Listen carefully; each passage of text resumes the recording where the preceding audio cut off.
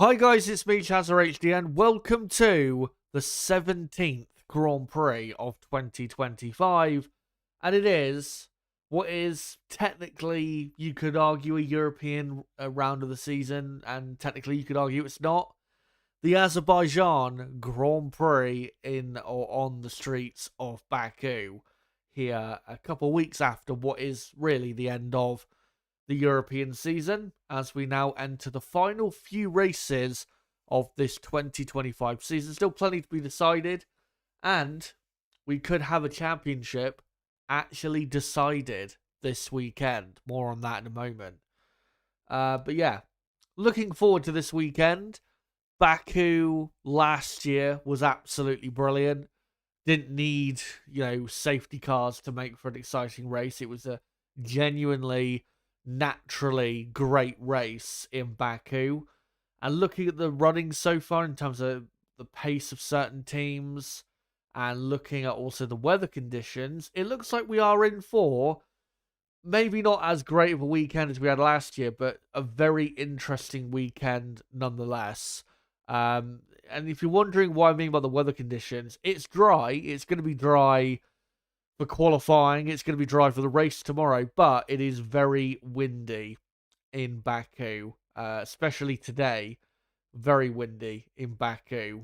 Wind speed, I think, in qualifying is going to be 40 to even 50 kilometers an hour.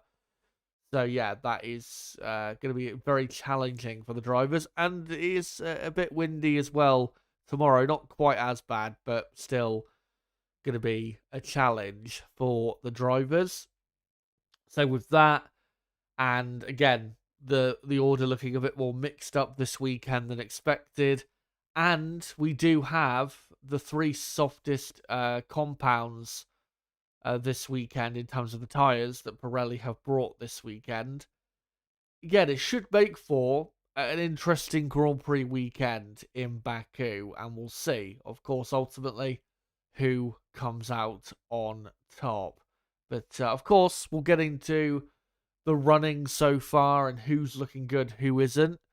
But before I get into anything else, just want to let you guys know that McLaren this weekend can win the Constructors' Championship. All they need to do is outscore Ferrari by 9 points, and the Constructors' Championship is theirs. So if they get a 1-2 finish, for example, McLaren will be Constructors' Champions. But only 9 points is what they need. They don't need to finish first and second. They could win the race and have the other car in, say, third or even fourth place, depending on where the two Ferraris are, and still win the Constructors' Championship. So it's going to be possibly, for McLaren, a brilliant weekend, even if they don't necessarily win the Azerbaijan Grand Prix.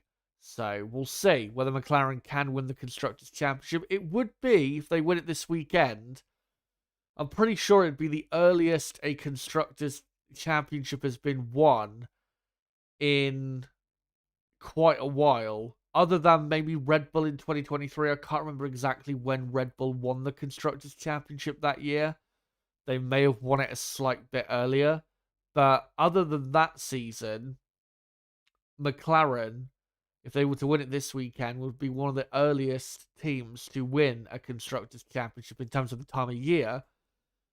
Probably since, you'd have to go back to the days of Ferrari in the early to mid 2000s when they were dominating Formula One. So we'll see if McLaren can get it done. Of course, McLaren, we knew going into the season were going to be Constructors' Champions. We knew they had the best car. They've got, whether you think it's the best lineup or it's a lineup that is, got the two best drivers on the grid or not, it's a lineup that is consistent. The Lando Norris and Oscar Piastri lineup, and they have got the job done this season in, again, what has been quite clearly the fastest car on the grid, and that's why they are so far clear and have been miles clear of the rest of the field basically since April. to be honest. And yeah, then winning the Constructors' Championship was a formality and an inevitability. And yeah, this weekend is looking, I would say, likely-ish that they will get the job done. If they don't, though, then it will definitely be in 2 weeks' time in Singapore. So we'll see with McLaren if they can get the job done. Before, though, we get into the build-up, the usual build-up, going through the running so far, looking at the data, and also getting into my predictions for qualifying. Just want to quickly say, hope you guys are doing well. Of course, it's been a couple of weeks since the last Grand Prix. I hope you're all doing as well as possible, given wherever you are in the world, whatever your circumstances are. I hope you're having as good a time as possible. And I hope today you can join me in watching along and enjoying qualifying in Baku. If you can't watch the session, but you want to keep up to date with what's going on, this is a great place to be, as I'll keep you absolutely bang up to date with everything going on in this session. So yeah, cannot wait to get into this qualifying session in Baku. Qualifying in Baku does tend to be consistently exciting. I don't think we've ever really had a boring qualifying in Baku. So yeah, it should be a good day today, especially with the weather being a bit tricky. So yeah, it should be a good day and a bit of a surprising day, I think we'll get in certain areas. One final thing, though, before we go any further. Of course, there is a poll running at the top of the live chat, and I've asked you guys who will take pole position here in Baku. Will it be Lando Norris, Oscar Piastri, Charles Leclerc, or Lewis Hamilton? Out of those four drivers, who do you think takes pole position? Let me know between now and when we get into Q3, which will be in about, just over 2 hours, say 2 hours and 10 minutes from now. So you've got that long to think up who you think will take pole, and maybe even wait for whatever happens in Q1 and Q2 to make your mind up.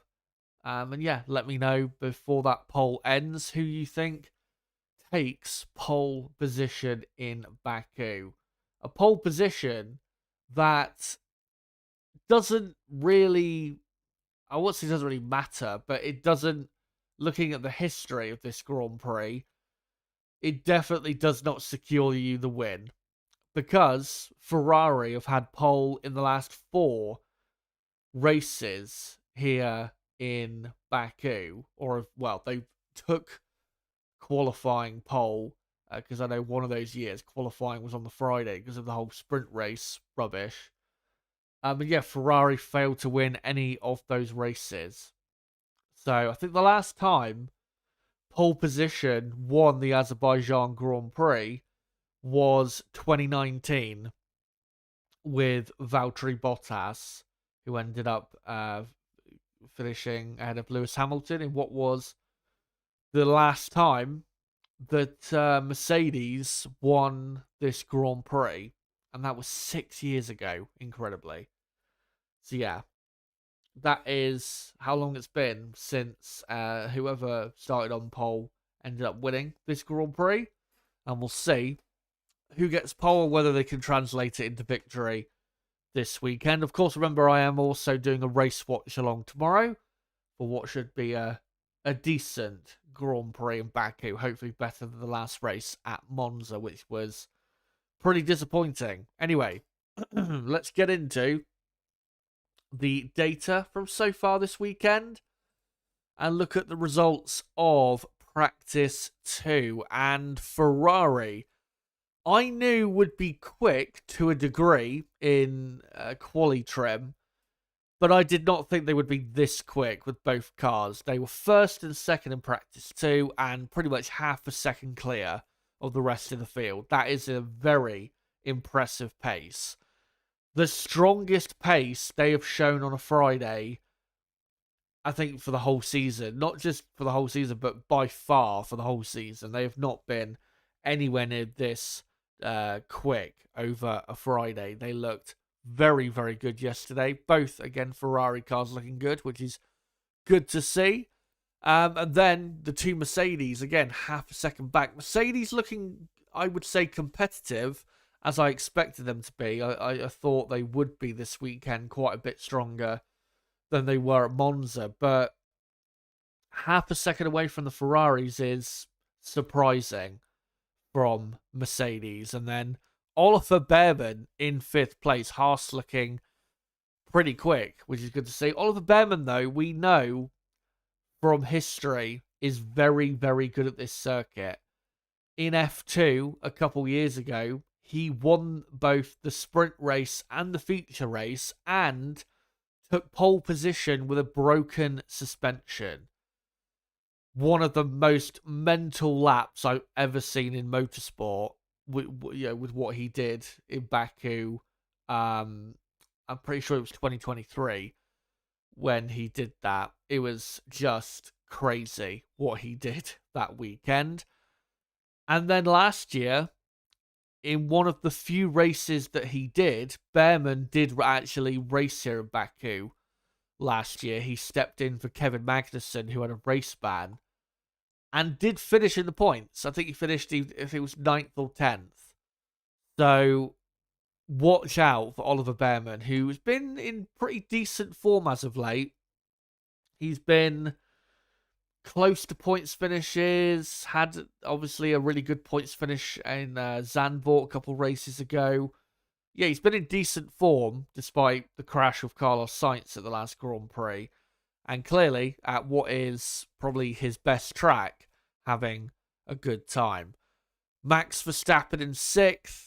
Red Bull, no surprise. They are not looking that quick. I mean, in practice 3, they looked a bit stronger, but I don't think they're anywhere near pole position contenders. I just don't see it. The front end of that Red Bull is still an issue, and it still is not giving Max the grip he needs, especially around a circuit like this, to really be a proper strong contender. Max, though, looking at the pecking order so far, I think Max does have a pretty decent chance of a second row grid slot, which would still be decent, but in terms of fighting for pole, again, I'd be very surprised if he's even close in that battle. Liam Lawson 7th, Racing Bulls looking competitive, a bit more competitive than I expected. Ocon in 8th, Haas, as a team, looking strong. Ocon also has always been pretty decent here. And then Alex Albon, 9th. Albon also pretty strong around this circuit. And then Lando Norris in 10th, the quickest McLaren. Now, both McLarens crashed in practice 2 yesterday, so they didn't manage to do their best runs. But if they had, I don't think they would have been first and second, or even second. I think they still would have been quite a bit away from the two Ferrari cars. And I'll get into why in a moment when we look at the sector time data. But yeah, McLaren, they're not going to be that slow, obviously, in qualifying. But they are definitely, I wouldn't say on the back foot, but they are definitely not looking anywhere near as strong as I thought they would in qualifying trim.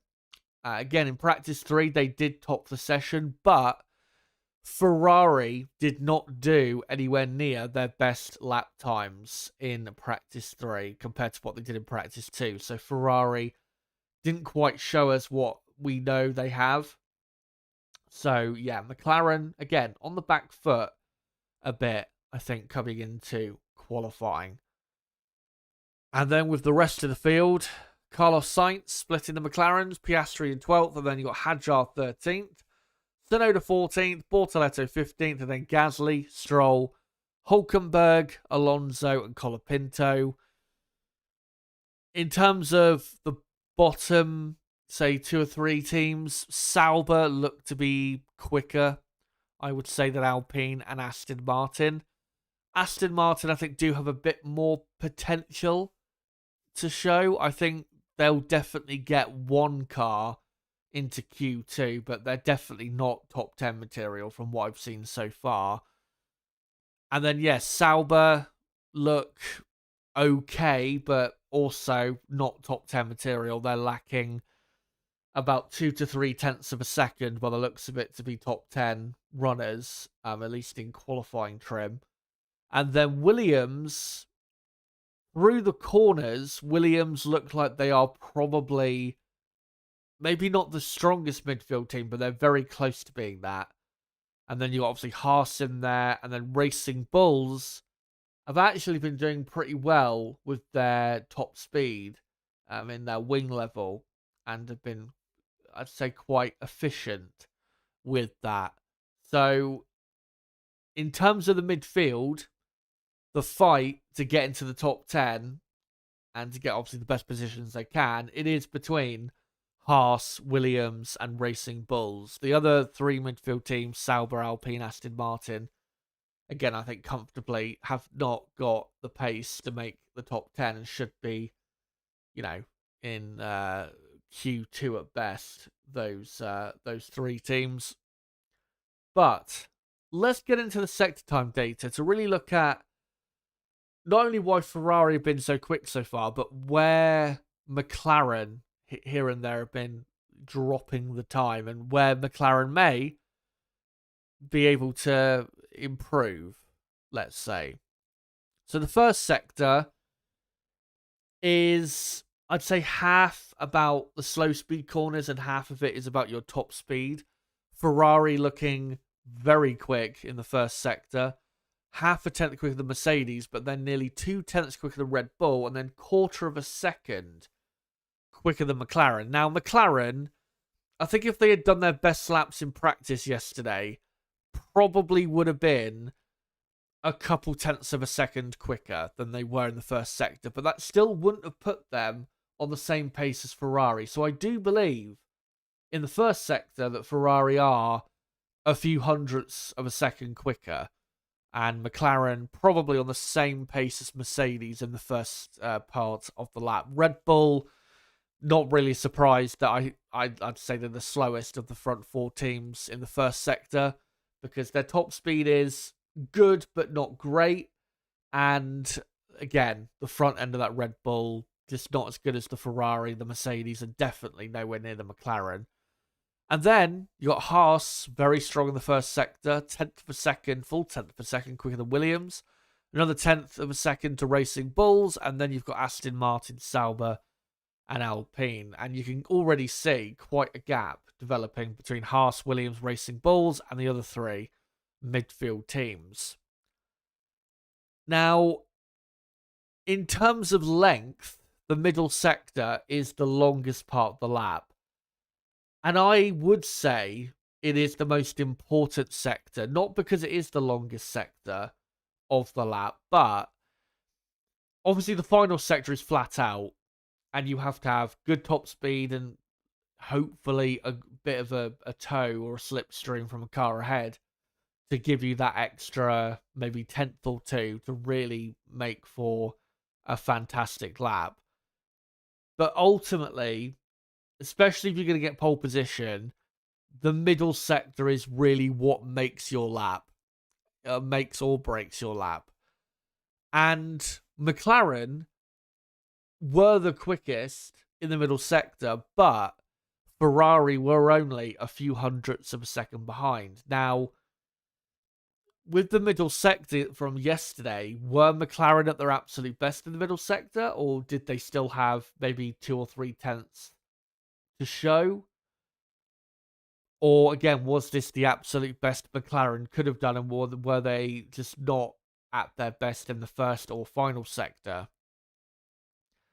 It's up for debate, really, and it's something we're going to have to wait until qualifying to see whether McLaren were holding back, or not holding back, but whether they weren't showing their potential in all parts of the lap as opposed to maybe just a couple parts of the lap. But Ferrari looking very strong in the middle sector, especially compared to Mercedes and Red Bull.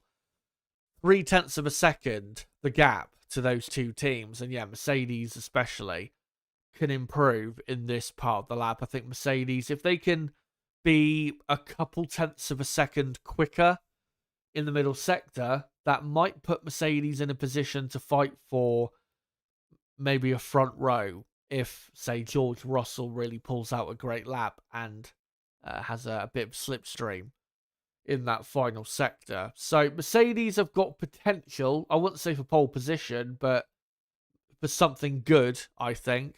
And then, yeah, Red Bull, no surprise, the slowest of the front four teams. Williams, very good, though, in the middle sector, even though they were 9th and 11th in practice too. Again, through the corners, you'd have to say they probably do have the best midfield car. But again, here in Baku, it's not all about corners because of the final sector being flat out. And if you do get the wing level just right, where you can be quick enough in the corners and then incredibly quick down the straights, you can really have a great time here in Baku. So that is really what it's about. But in the corners, Williams do look genuinely good. And if they can get a decent enough grid position and gets at least one car in the top 10, I think Williams could have a pretty good race tomorrow. Because we know their race pace is genuinely pretty good. So yeah, Williams, again, through the corners, very good. And then quite a drop-off to Racing Bulls and Haas. And then Sauber, Alpine, and then Aston Martin. Sorry that Gasly, it says Racing Bulls, obviously should say Alpine. I have to say, very surprising that Aston Martin are second off the pace in just the middle sector. That is just incredible to be that far off the pace in 41 seconds. But for some reason, this track is just not quite meshing with that Aston Martin car. I wasn't expecting Aston Martin this weekend to be super quick over a single lap, but I thought they would be in the fight definitely to make the top 10, but at the minute they look nowhere near that.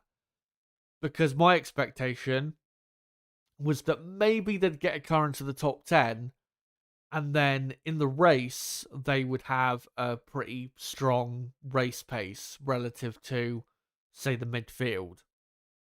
But again, not looking like that at all from the Aston Martin team. Looking very poor, you have to say, at the moment. And then the data for the final sector, to be honest, it doesn't really matter because the final sector is absolutely flat out and does not indicate who has the best pace around this track. Because you can be pretty slow in the other two parts of the lap, but be really quick through this part of the lap, and and be maybe still have a decent grid position. But that doesn't necessarily mean you have a genuinely good car for this Grand Prix. But also, you can, depending on your placement on track, get a really good tow down that main straight, and it can give you an extra quarter of a second that you wouldn't be able to find most of the time. So, yeah, the final sector time data, you can't really pay attention to. The only thing I will say is, of course, Ferrari you'd expect without a tow to be quick in the final sector because they do have the most powerful engine on the grid. For McLaren, though, McLaren are going to have to be very smart about how they position their cars on track in qualifying and, going through that final sector. Because if McLaren are going through that back straight without a tow, because McLaren regularly have one of the slowest cars in a straight line, that is really going to cost them. Because they could be genuinely pretty quick in Sector 1 and Sector 2, but then B, as you can see here in the final sector, they could then genuinely be the slowest team in the final sector and lose all the time basically gained, say, on Ferrari in the first two parts of the lap. So, again, McLaren are going to play it smart in terms of where they position their cars. Maybe they will get the two drivers, Piastri and Norris, to give each other a bit of a tow to help that in qualifying so that they're not too far away from Ferrari if Ferrari are quicker than them. But they're going to have to play it smart because it's definitely an area for Ferrari to exploit in that final sector.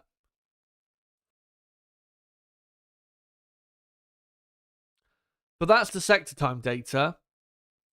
And if we go back here to the top 10 from practice 2, in terms of the pecking order for qualifying, I think you'd have to say Ferrari overall for the entire lap are looking to be the quickest team. And that's why I think both Ferrari drivers could legitimately take pole position today. And that's why I've got them included in my poll, because I think Ferrari do have, again, overall for the entire lap, I think Ferrari have got the fastest car. Again, in qualifying trim. Second quickest, I would probably say McLaren, but because Mercedes and Red Bull overall for the entire lap are close enough to be fighting the McLarens over a single lap, and because Mercedes with George Russell and Red Bull with Max Verstappen have better drivers in Russell and Verstappen, respectively, that I think really could make the difference in terms of who starts where on the grid between, say, 2nd and 6th. So, I think McLaren have got the second best car for qualifying. That doesn't necessarily mean, though, that they're going to be on the second row of the grid.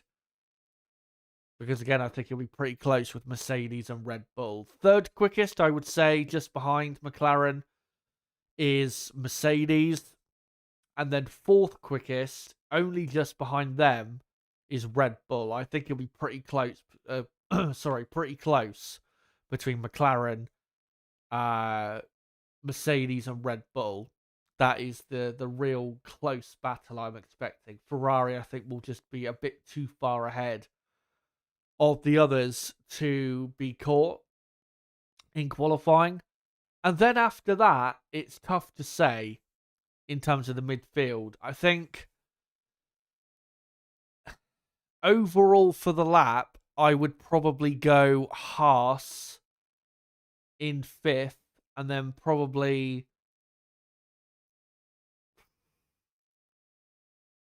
I think I'll go Racing Bulls 6th and Williams in 7th, and then Sauber 8th, and then probably Aston Martin 9th and Alpine 10th. The reason I'll go Racing Bulls ahead of Williams is because Racing Bulls as of late have been a lot better in qualifying than Williams have. Williams, their strength does tend to be the race. And I think that probably happens again here in Baku. So that's what I would say the pecking order is in qualifying.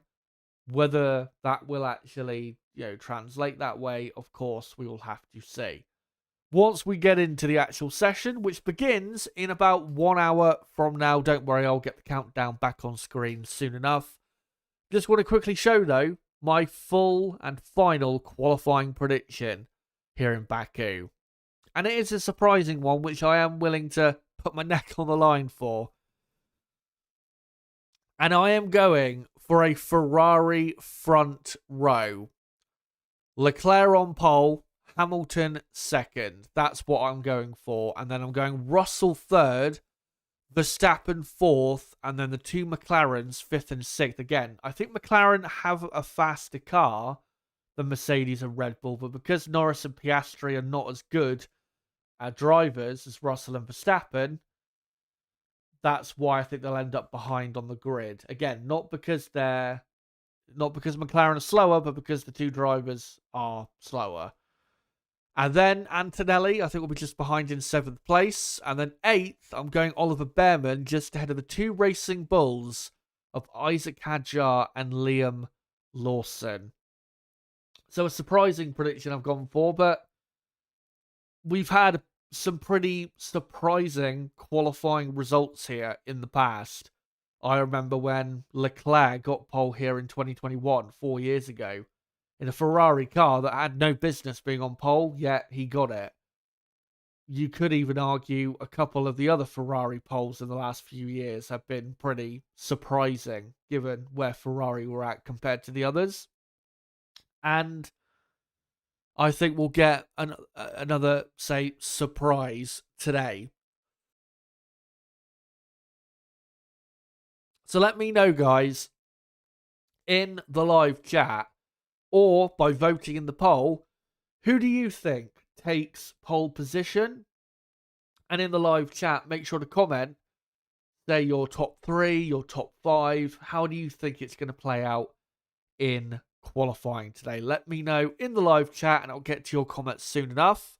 And in general, make sure to post whatever F1 related comments you have or questions that you have in the live chat, and I'll get to those comments pretty soon.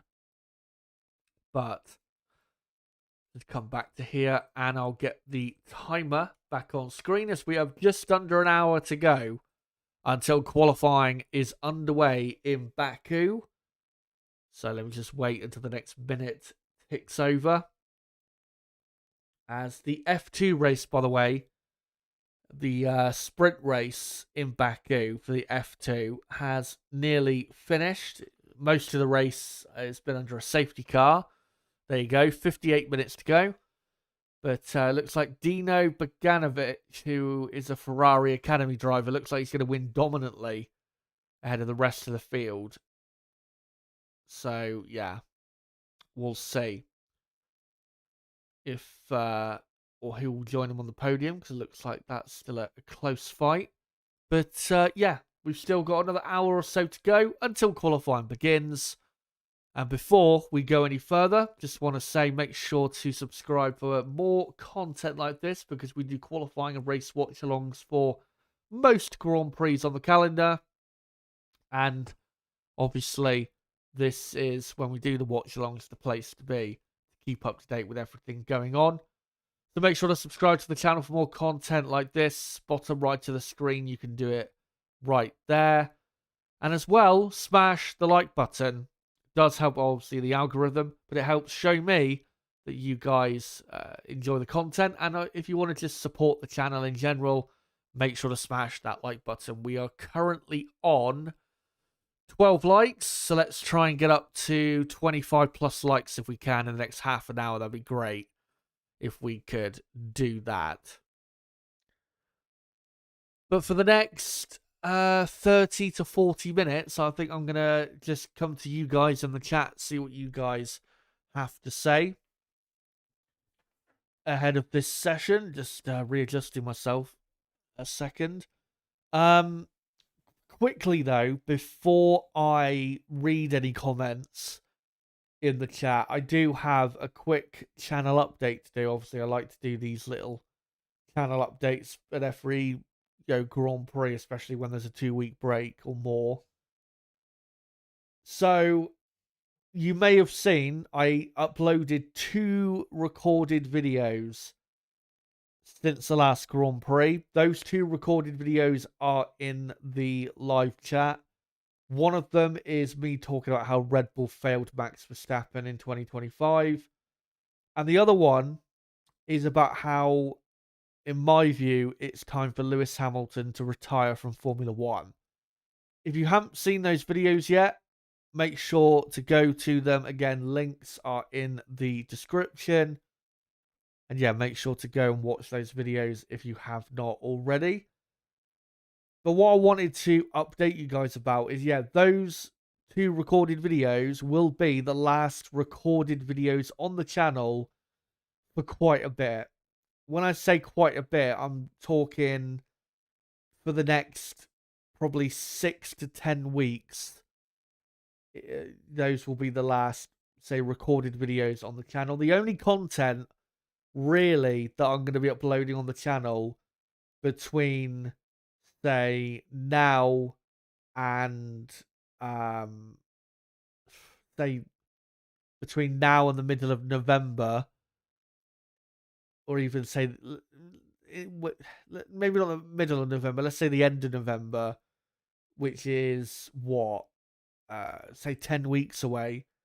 The only content I'm going to be uploading to the channel is my live streams and my podcast episodes the day after a Grand Prix. So that is the plan for the next 2 months or 2.5 months here on the channel.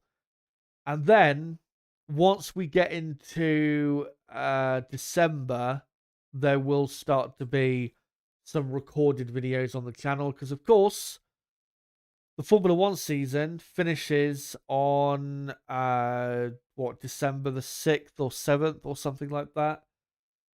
And obviously there is like a 2.5 week gap then between the F1 season finishing and Christmas. So there will be probably 2 or 3 recorded videos on the channel between, now or between that final race and Christmas. And then hopefully in January and February, there'll be loads more recorded videos as well. I've got plenty of recorded videos planned for you guys coming out over the winter. But yeah, in terms of recorded video content, unless there's some massive breaking news or whatever, there won't be any recorded videos on the channel until probably when the Formula One season finishes. Because in terms of in-season content, there's nothing more really to talk about. It's just a matter of waiting to see what happens in the rest of the season, and then making videos, when we get to the off-season, making videos based on what we saw for the season. Of course, there'll be a driver rankings video for the Formula One season.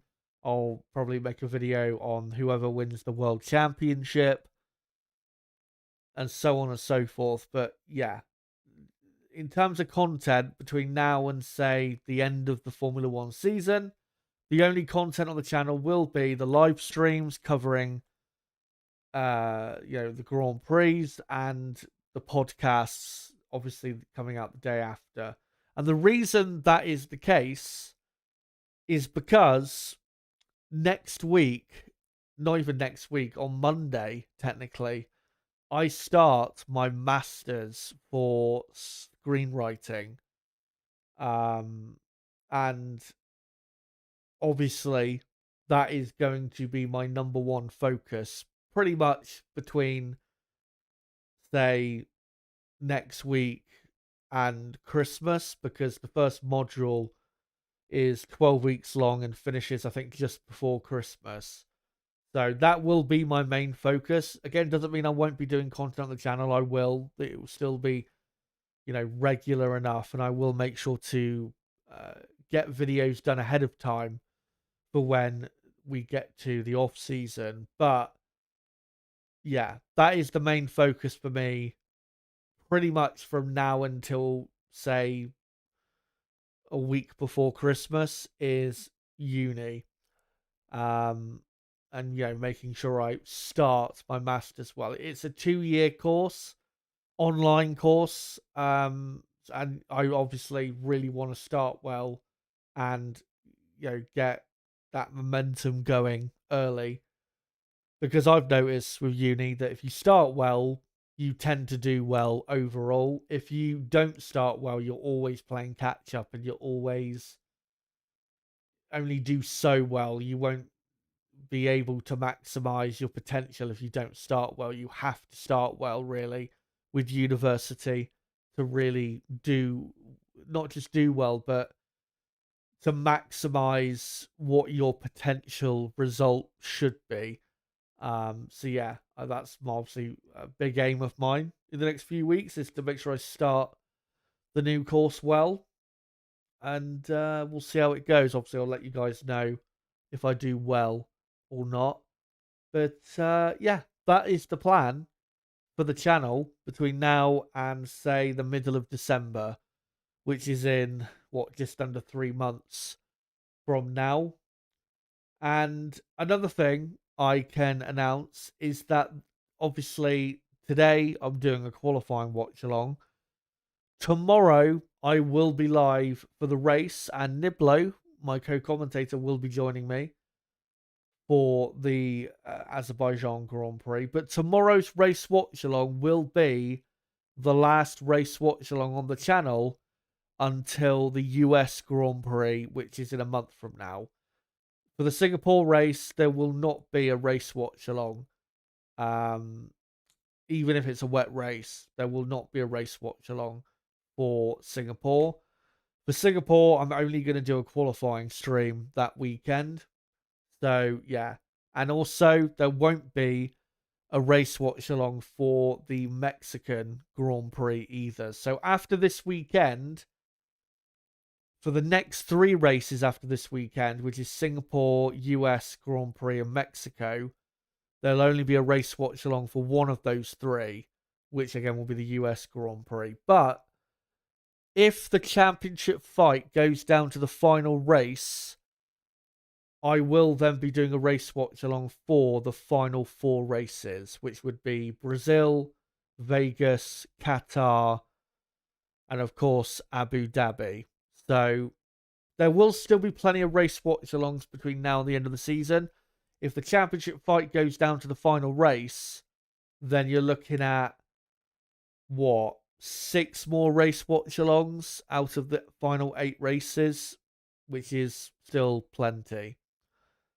But we'll see, ultimately, how things play out. Obviously, Oscar Piastri is 31 points clear of Lando Norris in the championship, and we don't know when the championship will be concluded. It might be concluded in Vegas, Qatar, the final race in Abu Dhabi, or even earlier than that, maybe in Brazil. You just don't know. Or maybe there'll be a massive swing around for Lando Norris and it'll be decided in the final race. We'll have to see. But yeah, just wanted to announce again what my channel plans are for the next 3 months. And I hope you guys can join me for all that content, and especially the watch-alongs, the qualifying and the race watch-alongs that we'll be doing here and there between now and the end of the season, which the season finishing in 12 weeks sounds a long time, but it's not. It will whiz by those 12 weeks. So yeah, can't wait to find out what happens in these final few races. Anyway, let's have a read of your comments in the chat. Make sure to keep them coming, and I will read out the best ones I can find.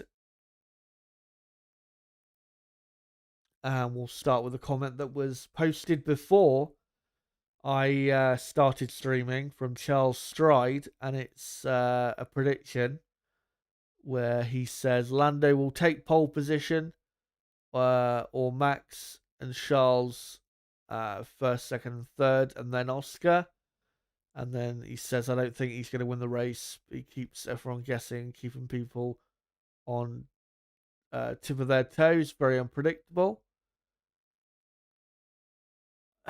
I mean, if McLaren genuinely do have the pace to get pole, and if they do get pole, it does look so far like it's more likely to be Lando Norris who takes pole position. But how many times have we said that this season, that Lando looks the more likely to take pole, and then has ended up second, third, or even 10th because of an accident or whatever.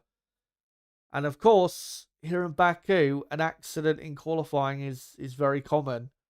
And we know with Lando Norris that in qualifying this year, he does tend to crack under the pressure. So if he does that today and ends up in the wall, it could be the killer blow for his world championship. He cannot afford a qualifying result like what he had last year here in Baku, where he was 16th. If that happens, then Piastri will probably finish on the podium at least and end up extending his lead by a few points at least, maybe even more, and really rubber stamping his world championship. So, very important qualifying session coming up for these 2 championship contenders.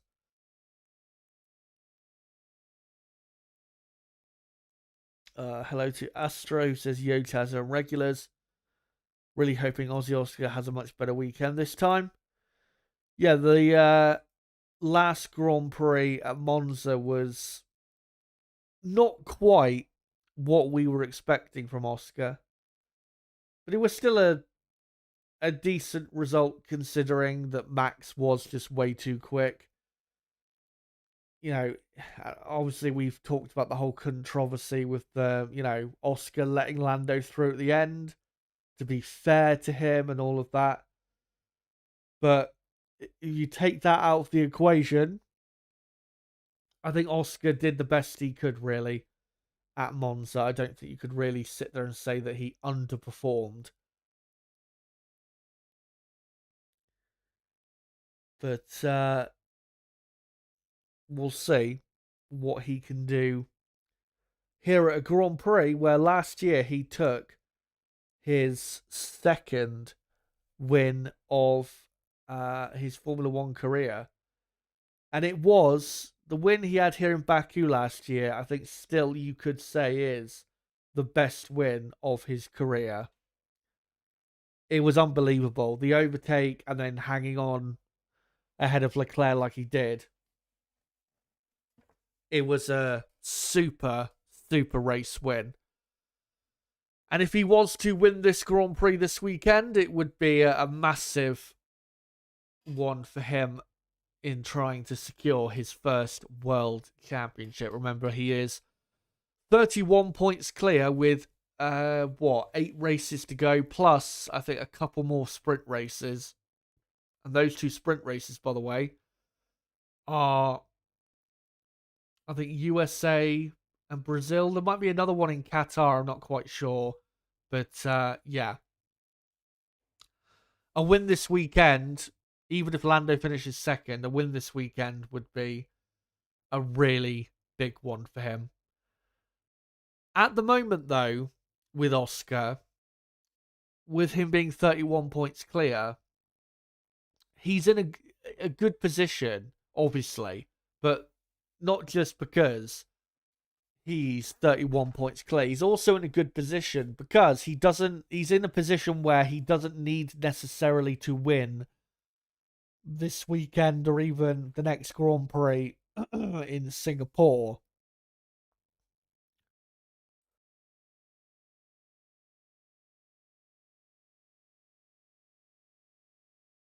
Sorry about the silence there. I was just clearing my throat. Um, yeah, he doesn't necessarily need to win this weekend or even the next Grand Prix in Singapore. He could just finish second in the next couple Grand Prix and still be at least 17 points clear of Lando Norris, which is still a decent lead to have over your championship rival in what would be then 6 races to go in the season.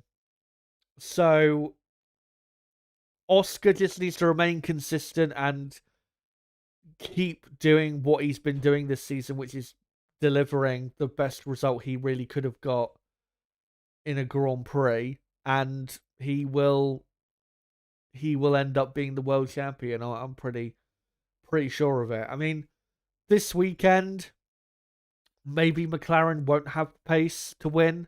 Maybe Ferrari will genuinely be the fastest team this weekend. If that's the case, then for Oscar, he just needs to finish on the podium, even if he loses to Lando and Ferrari win. Then, I mean, it's only a 3-point loss. The next Grand Prix, though, in Singapore, McLaren are definitely going to be the fastest team. There is no doubt about that. So, in terms of Oscar winning, next Grand Prix in Singapore is more likely, given that McLaren will be so clearly ahead of everybody else.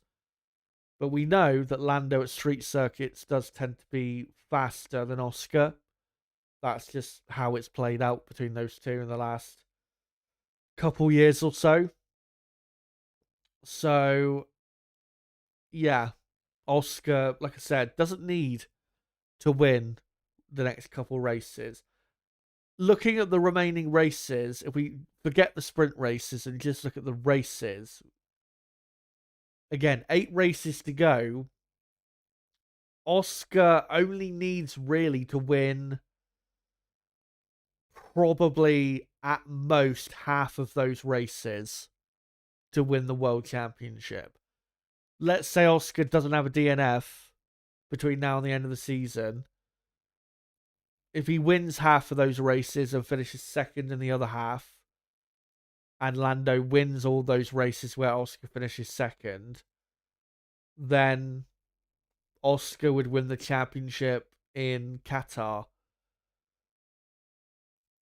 So, again, in these final 8 races, if you're an Oscar Piastri fan, again, he doesn't necessarily need to win every Grand Prix to make sure he wins the championship. As long as he wins even 3 of these final 8 races, that I think will probably be just about enough for him to ultimately win the World Championship, a World Championship that I think he thoroughly deserves to win. He's been quite clearly the better driver at McLaren in 2025.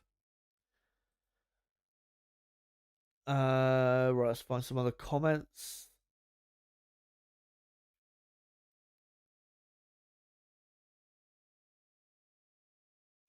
Astro saying Piastri is just better than Norris at some stage. The team are going to have to accept that and support Oscar, I hope.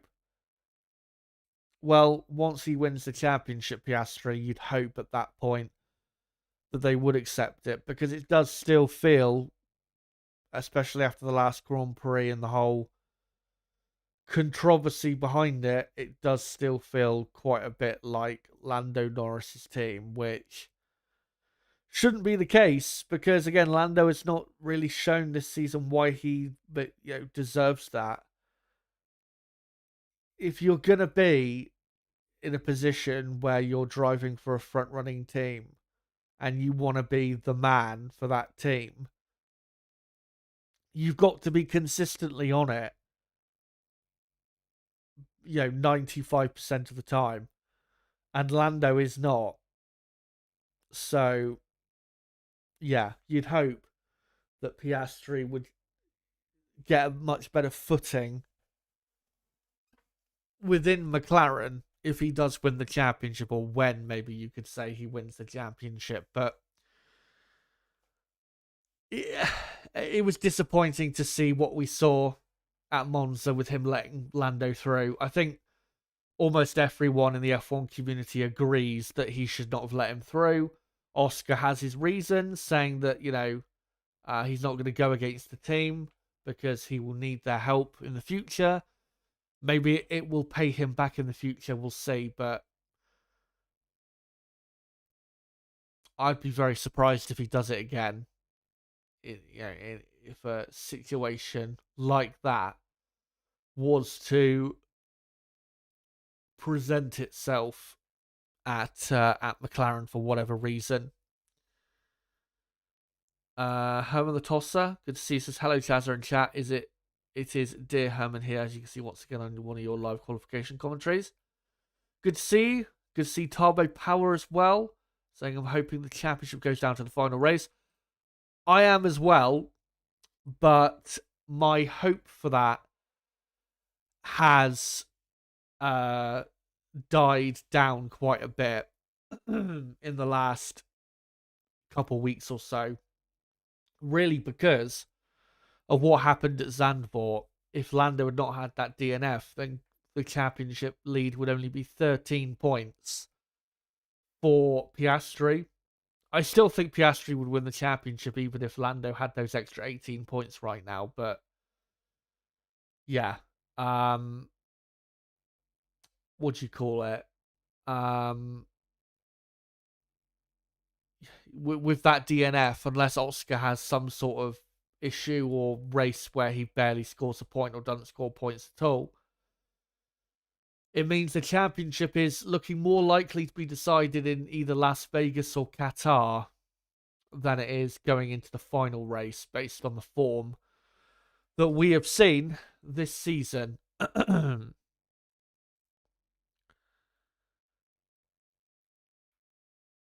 Astro's prediction is Piastri for pole, Leclerc second, Hamilton third, Max fourth, and Russell fifth. Serragara's prediction is Piastri, Leclerc, Norris, Hamilton, and Verstappen.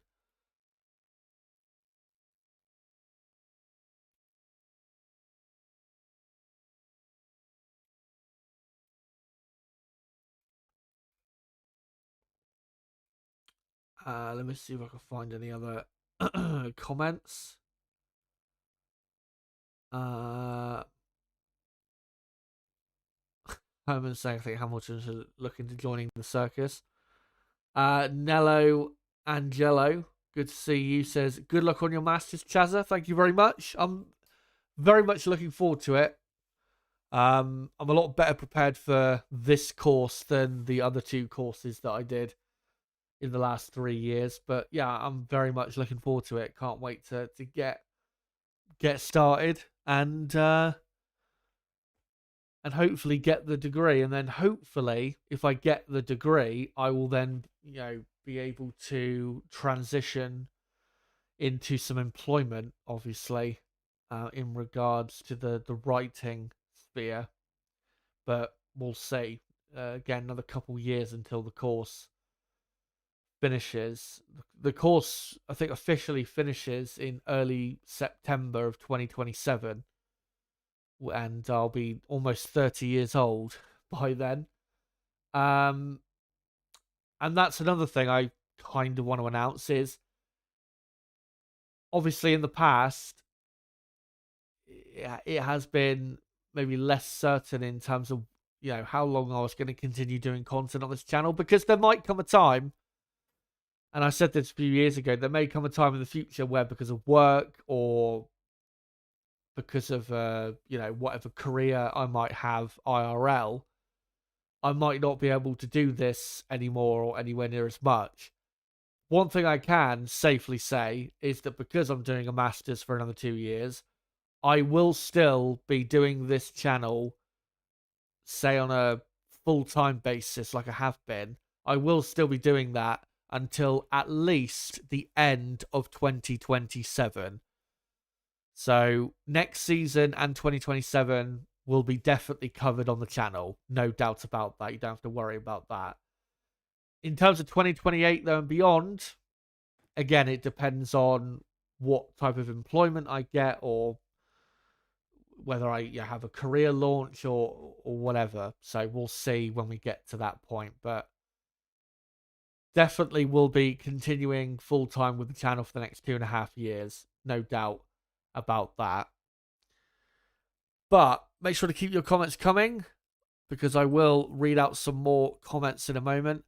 I'm just going to quickly post a link of the stream out one final time, as we're only half an hour away from the start of qualifying. So let me just get this link and post it.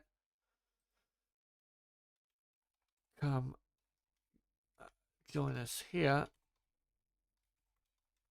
Watch along a windy qualifying day in Baku.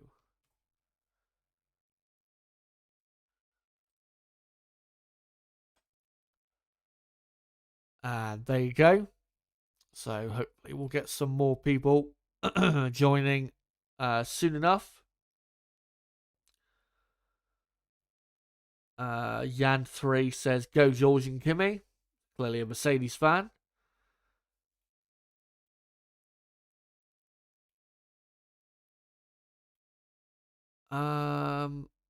Laurie Rastogi, good to see you. Says Norris needs to hope he wins and that Piastri finishes fourth or lower. There's hardly anything between Piastri and Norris pace-wise, but Piastri is stronger mentally and can put together a weekend, unlike Norris. Absolutely. Again, if you look at the actual pace difference between the two, it's been pretty close this season, and the qualifying head-to-head is still pretty close. It's just, when it comes to consistency, which really is what wins championships, Piastri has been very good at that when Lando's been very inconsistent. And I'm sure Lando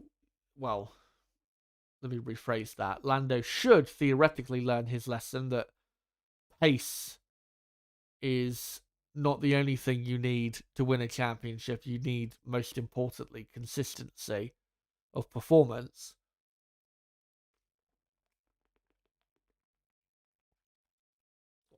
But the thing is, with Lando, is will he learn? Because if you look at last year, 2024, and the mistakes he made that season, he hasn't learned from that. I mean, he's been even worse this season than he was last year. So, yeah. Right, let's read out some more comments. Make sure to keep them coming if you want your comment read out.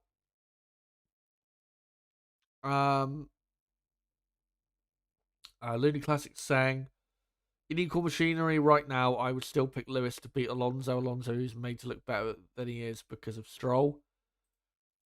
I agree with you that Alonso is made to look better because his teammate Stroll, but I still think Alonso is performing at a very good level, regardless of who his teammate is.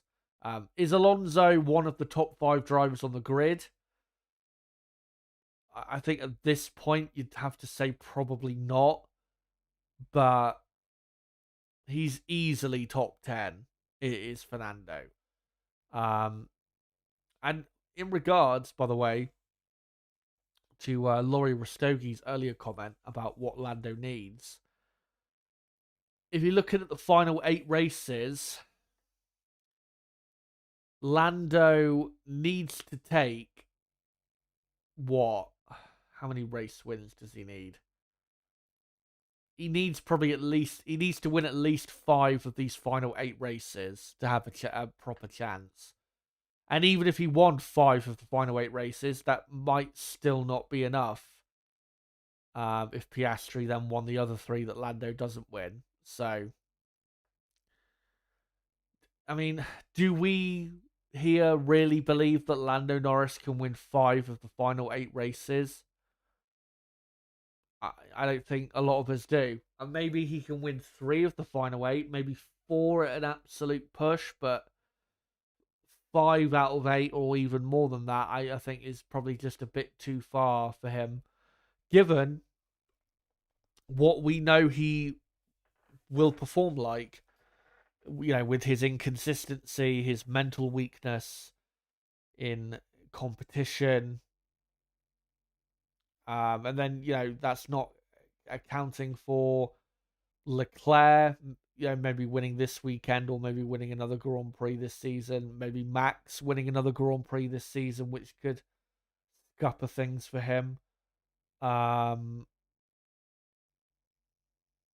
then obviously, his teammate. So, yeah. I'd say in terms of the championship battle, I'd say there's probably, I think Oscar Piastri has about a 70% chance at the moment of winning the championship. If Piastri wins this weekend, I think the chances of him winning the championship probably go up to 75, possibly 80%. But at the minute, I would say 70% chance that he wins the championship. And Laurie asking, Kazza, do you think Norris has had a worse season than Hamilton? You ranked Norris 10th in your mid-season rankings and Hamilton 6th. I don't think Norris has been bad enough to be below Hamilton. The reason I had Lando 10th is for a couple of reasons. One, because I think he has genuinely been very disappointing. When you compare what we know he can do to what he has done, it's been a very disappointing season for Lando Norris. Remember, this is a driver that comfortably beat Oscar Piastri last season in the championship. So this season, Lando should really, if Lando was at his absolute best and performed to his best, say 90% of the time, Lando would be leading the championship. Because Lando, in terms of pure speed, I think probably is quicker than Oscar Piastri. But Piastri is, quite a bit better at the other things that are in a race situation more important, which is what helps him beat Norris a lot of the time in the races. But also, even if Lando does have the speed in the races, Lando doesn't show it enough because of those, inconsistencies. If it's making mistakes or had a poor qualifying, therefore stuck in traffic, or, whatever it may be. And that's why, and, the mistakes he's made this season, that's why I've got Lando in 10th place. In terms of him compared to Lewis Hamilton, the reason I had Hamilton ranked higher is because, for two reasons. One, Lewis has not really made that many mistakes this season. He's only made, one, maybe two mistakes this year. But also, there's a big difference in being beaten by Oscar Piastri compared to Charles Leclerc. And because I rate Leclerc higher than Piastri, that's why I had Hamilton. That's another reason why I had Hamilton ahead of Norris, because it's not as bad being beaten by Leclerc as it is Piastri. And that's not me criticizing or demeaning Piastri. Piastri is a very good driver, but I still wouldn't say Oscar is as good as Charles Leclerc. I don't think he is as quick as Leclerc. I think when it comes to skill, when it comes to, overtaking skill, let's say, I think you could say Piastri is probably better than Leclerc. But when it comes to pure pace, I think Leclerc is faster than Oscar Piastri. So that's, again, another reason why I had Hamilton ahead. And also, I think Lewis Hamilton was closer to his potential than Lando was, which is another reason why Hamilton, in my mid-season driver rankings, I had Hamilton in, 6th, and Lando in 10th. Because in terms of how close you are to your potential is one of the things that I do, one of the areas I use when it comes to ranking drivers in certain positions. And obviously who your teammate is, how you're doing versus your teammate, and how I rate your teammate affects how they're ranked as well. Maybe ranking Lando in 10th might be a bit too harsh for some people, but that's just how I feel on how he's done this season. I will probably have him ranked 2, maybe 3 positions higher in my end of season driver rankings video. But I think even if he doesn't win the championship, I don't think there's any way I can put him in my top 5. Because again, Lando, if he doesn't win the championship, then I don't think that's him having maximized his potential this season. Plus, if you look at this year, I mean, he's only or he's, close to being 150 points clear of Charles Leclerc, and we're on race 17 of the season. He should be at least 50 points further clear of Leclerc than he is. But yeah, he isn't. So, we'll see where I rank him at the end of the season. But again, if he doesn't win the championship, I'd be pretty surprised if I had him in my top 5. If Piastri does win the championship, I'll probably have Oscar in my top 3 at least, maybe top 2. But unless there's a massive drop off in performance, I think Max Verstappen is still going to be pretty comfortably for me, the best driver of the season. Anyway, keep the comments coming.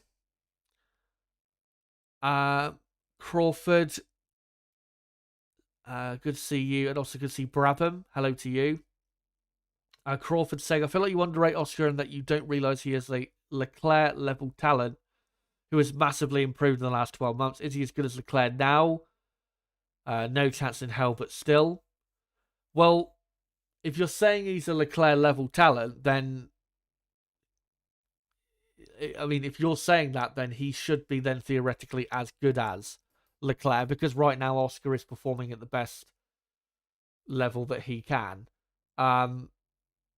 The reason I don't consider him as good as Leclerc is simple. He's not as quick as him. Leclerc is faster than Piastri. Again, there are areas where I think Oscar is better than Leclerc. I think Oscar is better under pressure. I think Oscar's a better overtaker than Leclerc.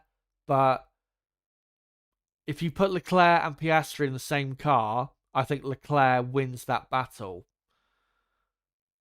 It wouldn't be Leclerc would not dominate. He wouldn't absolutely smash Oscar, but I think Leclerc, because of just his raw pace being quicker than Oscar, I think he would, I think he'd get the job done over Oscar. Yeah, that's just how I feel on what based on what I've seen. If Oscar continues to get better, maybe I will rank him as good or if not better than Leclerc, but based on what I've seen in the last 2 or 3 years, there's no way I could sit here and say Oscar Piastri is better than Charles Leclerc. Absolutely no way. There is, by the way, another video I am probably going to do during the off-season, which is it's a second type of driver ranking video where I'm going to rank the drivers based on what they've done since the start of 2022 until the end of 2025. Because, of course, from 2022 until the end of 2025, which is not far away, would have been the ground effect era. And that would have been 4 Formula 1 seasons. And that's plenty of data to, I think, do a ranking of during that period up until now. Or not during that period, but right now, based on the last 3 or 4 years, who is the best driver in Formula 1 going down to, say, 20th. So I probably will do that video, because how I rank the drivers for this season doesn't necessarily mean I rank them in those positions for how they are for the grid in total. For example, I had Alex Albon 4th in my driver rankings. He probably will stay in the top 5 for my driver rankings for this season, but that does not mean that I think he's a top 5 driver on the grid. Only for this season would I say he's been a top 5 performer. But again, that does not mean that I think he's been a top 5 or is a top 5 driver on the grid. So I probably will do that video just to show people who I think is where. But yeah, we'll probably get into that video. I'll probably try and do that video as one of the first videos in the off season. Try and get that out probably before Christmas. And yeah, you guys can have a look, see who I think is the best down to the worst, let's say.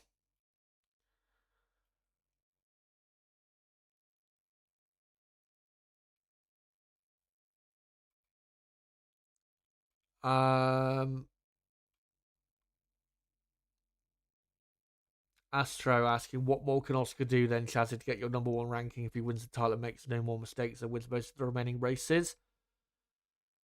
The only way I would have Piastri as my number 1 driver for the season is if he ended up outscoring Max by, say, another 200 points between now and the end of the season. That's the only way. Because that McLaren car is... It is incredibly quick and incredibly dominant. And for Max Verstappen to still be within 100 points of both McLaren drivers shows that Max Verstappen is clearly better than the 2 McLaren drivers, because that should not be possible.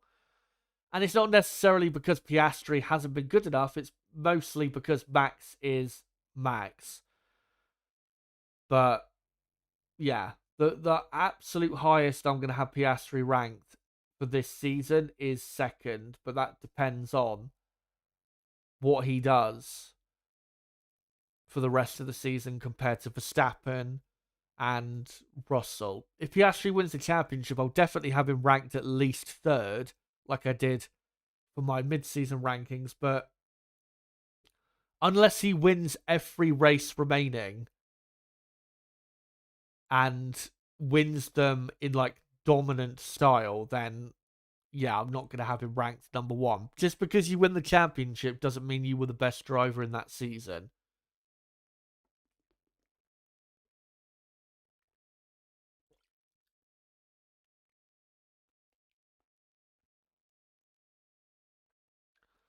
Anyway, we have got what, just under 15 minutes to go until qualifying. It has absolutely flown by this stream so far.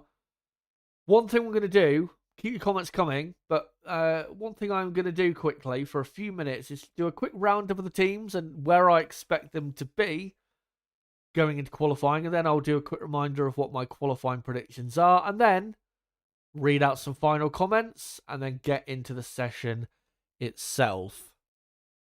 So let's start with McLaren, who do look a bit on the back foot from what I've seen this weekend. They're not slow, they are still pretty quick, but they are not the quickest team by far like we've seen many times in 2025. Looks to me like Ferrari have the fastest car. Now, McLaren, if that is the case, McLaren need to put themselves in at least a decent position to fight with Ferrari on race day. That, at least a second row lockout would be good enough for that if Ferrari are genuinely quicker.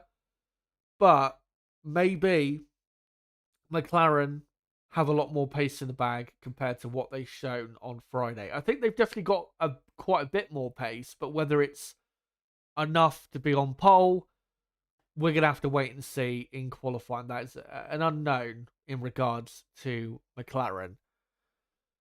For Red Bull, of course, all their hopes pinned on Max Verstappen, and Max is going to have to perform miracles yet again if Red Bull are going to be, say, on the top three of the grid, never mind on pole position like he was 2 weeks ago at Monza. I think Max can definitely get a second row grid slot, but if he was to get onto the front row, that would be a spectacular result for Verstappen, who I think will do well to finish on the podium this weekend in a Red Bull car that is still struggling with its handling. Ferrari, as I said, I believe have the fastest car coming into this session. Whether they will lock out the front row is up for discussion. Obviously, depends how close the McLarens are, or even Mercedes or Red Bull. But I believe, especially with Charles Leclerc, I think they're going to take pole position. Leclerc has had 4 poles in a row at this circuit, and has took pole here in slower cars compared to the rest of the field in years past. So if he doesn't take pole today, it would be, quite frankly, a surprise. Leclerc, I'm pretty confident, takes pole, and really, for the excitement of this Grand Prix weekend, we need Ferrari to be on pole to make for a competitive race weekend, because if McLaren get pole or even lock out the front row, it's going to be probably a formality going forward into the race. So yeah, I am kind of hoping that Ferrari get pole just to make for a bit more of an interesting race for tomorrow. Now, Mercedes look good, but whether they can get a great result or not is unknown. I think a second row grid slot is absolutely doable, and I think even third on the grid is doable for Mercedes, but it really depends on where McLaren are at. We know George Russell will be fine. He'll deliver his usual special qualifying pace, but will they be able to be quick enough compared to the McLarens to put themselves in a good grid position for the race? Mercedes definitely will be a bit quicker in this session than they were at Monza. Monza was a weak, really weekend for them. So expect some good things from the Silver Arrows. Now let's get into the midfield. Aston Martin look pretty slow. I'd be surprised if they got both cars in Q2. Alpine probably have the slowest pace of any car. Haas looking good. Oliver Behrman really should make the top 10. Whether both cars will make the top 10 not be interesting. And if they can do so, that would be fantastic for the American team. Racing Bulls, of course, this season have been so regularly good in qualifying. Can they keep it up? I think they can with Hadjar and Lawson. Williams, keep your eye on them. Through the corners this weekend, they look very strong. It's just whether in that final sector they can have a good enough top speed. We'll see if they can, but Williams, they look pretty strong, and I wouldn't be surprised if they have even both cars entering Q3. And for Sauber, they look like they could probably get both cars into Q2, but Q3 looks a bit too far away for the green mean machine. And here's a reminder of what my prediction for qualifying is. I'm going for a Ferrari front row, Leclerc on pole from Hamilton second, and then Russell third, Verstappen fourth, Norris fifth, Piastri sixth, and then Antonelli seventh, Behrman eighth, Hadjar ninth, and Liam Lawson in P10.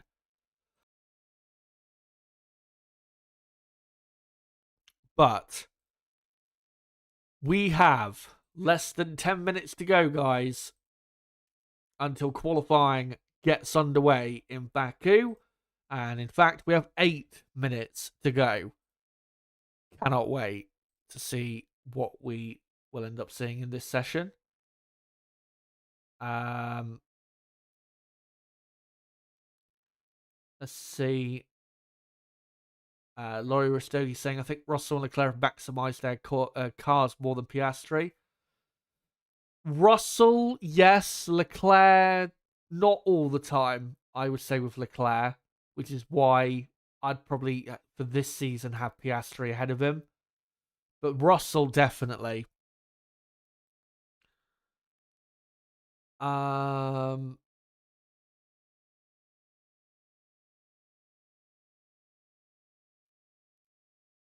Brabham saying, Max doing his usual sandbagging, and everyone thinks he's a god when he drops the sandbags.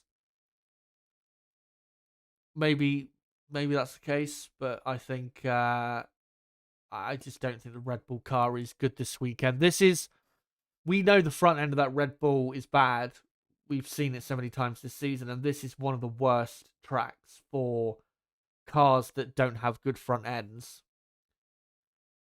So that's why I think Verstappen is going to be not bad this weekend, but he's going to be, struggling to make the podium. Craig Broodnell says, I read the other day that the Williams crew said they didn't like working with Russell, but no reason why was stated. BS story or not? Probably a BS story.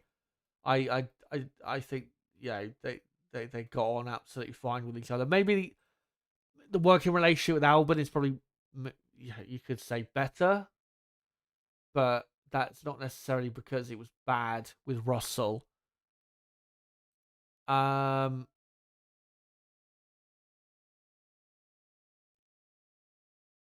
Astros saying or asking, is Max's car really that bad? Hard to know when considered his relative teammates. It's definitely not a good car.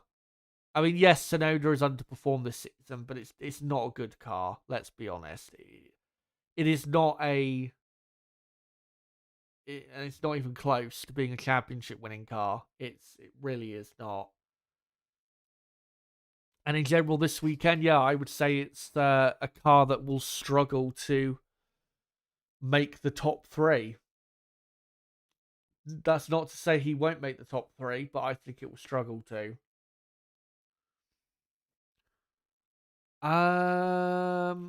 Right, let me find a couple more comments and then we'll get into this session. Laurie Rastogi says Alonso would easily be top 10 in the standings if it wasn't for unreliability and poor strategy calls from the team. I mean, if we just concentrate on the unreliability, he would be top 10 in the championship. That's why, if you haven't checked out my Lewis Hamilton video, that I did, link in the description. I did a video about why it's time for Lewis Hamilton to retire. There were a couple people in the comments of that video that were making some very stupid arguments. And I don't know if they were just being deliberately bad faith because they're Hamilton fans and Hamilton fans naturally hate Alonso, or if they genuinely think this, but there was a couple people in the comments of that video that were like, well, what about Alonso? He's behind Stroll in the championship, without considering the context of why that is the case. If everything, not everything, but with it all being fair, Fernando Alonso would be, pretty decently clear of Lance Stroll in the championship. Alonso has been better than Stroll this season. That is not up for debate. And yeah, if Alonso didn't have, some of the poor reliability he's had, Alonso would be 9th in the championship and not, say, too far behind Antonelli in 8th. But yeah, Fernando is where he is because of that unreliability. But yes, the couple of people in the comments of that video were making some very silly arguments when it came to Alonso. Again, either just were genuinely being stupid or just deliberately being bad faith in their argumentation. But sometimes, unfortunately, you get that. Anyway, cheers for the comments, and make sure to keep them coming. I'll make sure to read out a couple more if I can between now and the end of qualifying. But let's get into a couple final important details before the session begins at a windy Baku. Starting with the championship standings, Oscar Piastri comes into this race weekend 31 points clear of Lando Norris. Max Verstappen in third, just under 100 points off the lead of the championship. Still technically possible for him to win the championship, but we all know it's not going to happen. George Russell then in fourth, Leclerc fifth, Hamilton sixth, Alex Albon now 7th in the championship. 4 points clear of Antonelli and within 50 points of Lewis Hamilton. Antonelli then in 8th. Hadjar with his point in Monza now goes up to 9th in the championship. What a season he's having. And Hülkenberg in 10th. On the constructor side, McLaren can win the Constructors' Championship this weekend. All they need to do is outscore Ferrari by 9 points, and it's theirs. Ferrari in second, 20 points clear of Mercedes in third. Mercedes just over 20 points clear of Red Bull in fourth. Williams in fifth on 86 points. And then Aston Martin sixth, only 1 point clear of Racing Bulls. Sauber in eighth, only 7 points behind Aston Martin in sixth. Haas then in ninth. Haas need a point score here if they're to keep themselves in the fight with the teams ahead of them. And Alpine cut adrift in last. And let's go on to some key stats regarding the front-running teams going into this session. McLaren have never had a pole position in Baku. Can they get it today? In the last 5 races, they've only taken 2 pole positions, which is quite low amount considering how quick their car is. Last year, it was 2nd and 16th on the grid. Can they go one better and get their first ever pole in Baku? Red Bull also have never had a pole position in Baku. They started on pole for 2023, but they never actually qualified and took the pole position in the actual session itself. So can they do that today somehow? And also, in the last 5 races, they've took 2 pole positions, just like McLaren. Last year, 4th and 6th here in qualifying. I think this time around, they'll be pretty happy with that compared to last year where they were very disappointed. Ferrari in qualifying have dominated here in Baku. Their last pole here was last year with Charles Leclerc, and the last 4 pole positions have been taken by Ferrari here in Baku. Last year, 1st and 3rd in qualifying. If they replicate that, they'll be very, very happy. And for Mercedes, their last pole position in Baku was 6 years ago with Valtteri Bottas. He's returning to the grid next year with Cadillac. Mercedes have taken 3 poles in Baku since 2016, which was the first race here in Baku. Last year, 5th and 7th on the grid. Can they do a bit better than that? We will find out. But Q1 is about to get underway, and the green light has gone on, and we are underway for qualifying in Baku. And even though there is quite a breeze, the sun has come out, thankfully, in Baku. So it's just the wind that's an issue. Yeah, there is quite a strong breeze. I think it's 30 plus kilometers an hour, the wind. That's the two Ferraris coming out on track. A lot of cars coming out on track to make sure they get good early laps in. I'll get on to what lap times we should be expecting in this session in a moment. I'm just waiting to sync up the timer as Oscar Piastri, championship leader, still in the garage. And yeah, there is a 26 kilometer an hour wind.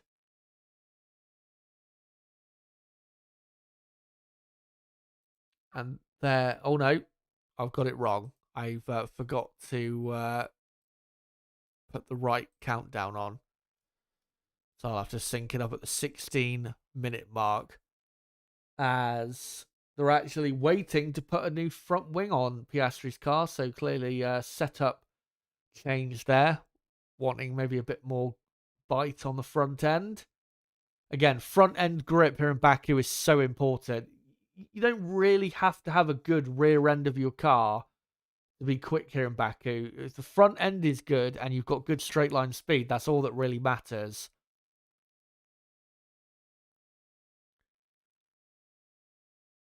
As we're looking at Alex Albon warming his tyres up as he begins his first flying lap. DRS open, pretty skinny on the rear wing, as most teams, or pretty much all the teams will be. And he starts his first running qualifying. There you go, 16 minutes to go in Q1. And the quickest time of the weekend so far is a 1:41.2. Pole position later, I think, will be a low 1 minute 40. I think the track evolution is going to be quite high in this session. So in Q1, I think the fastest times you'll see will be a low 1:41. If you're going to get through to Q2, as long as you do a 1 minute 41 lap time, then you should be good enough to get through to Q2. I think the slowest time you can do to get through to Q2 will probably be a 1:42.2 or a 1:42.3. That's probably the slowest time you'll be able to do and get through still to Q2. But again, if you do a 1 minute 41 lap time, that should definitely be good enough to get through to the second part of qualifying. As Alex Albon just coming through the infamous turn 15, where so many drivers understeer wide and take their tyres off or get punctures. And this lap from Albon, not expecting it to be that quick,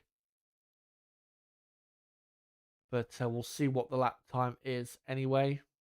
DRS open, down to the finish line. And it's a 1:43.7, which is, yeah, quite slow. But as I said, I think the track evolution will be quite big. So I think the lap times will decrease quite quickly as Bortoleto goes second. Oliver Behrman now goes quickest on a 1:43.1, which is an okay first run there from Behrman. As Hulkenberg locking up into turn 15, and he clipped the outside barrier with his front right, but not enough to give him a puncture. But he really got away with it there. As Carlos Sainz does a 1:42.6, that's a pretty good start for Sainz in terms of getting through to Q2. As Leclerc does a very strong first sector, 4/10 up on what Sainz did for the first sector. So, yeah, Behrman second, Hadjar now third, Ocon is fourth.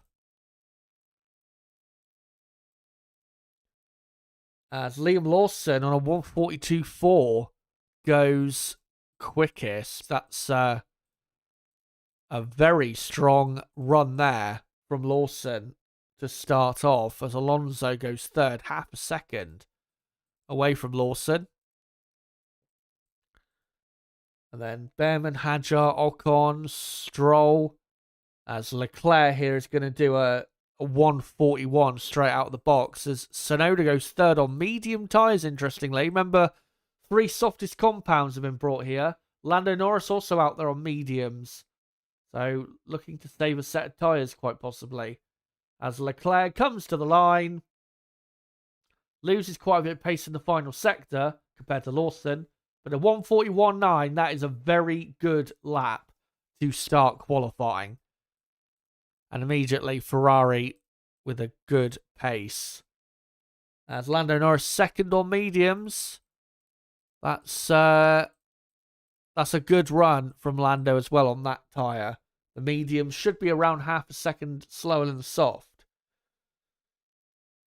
So it's Leclerc, Norris, Lawson, Sainz, and then Russell now 5th. Not the greatest start for Russell, already 7/10 off the pace of Leclerc. As yellow flag into turn 1, it's a Haas, I think, coming back from the escape road as Verstappen on mediums goes 0.2 of a second quicker than Lando on the same tyre. As we've got a red flag already. Red flags are so common here, and it is Alex Albon. And he's broken his front left wheel, front left suspension, and that is a disaster because Albon, the quickest Williams this weekend, looked like he was pretty likely today to be strong in qualifying, and it's into turn 1. Brakes hard. Turns in, and he turned in too early to turn 1. He misjudged it. He just turned in too early. The front end gripped up probably too well for what he was expecting. And he says on the radio, fuck, I'm out. Sorry. And yeah, he turned in too early, broke the front left. That's a really poor error, but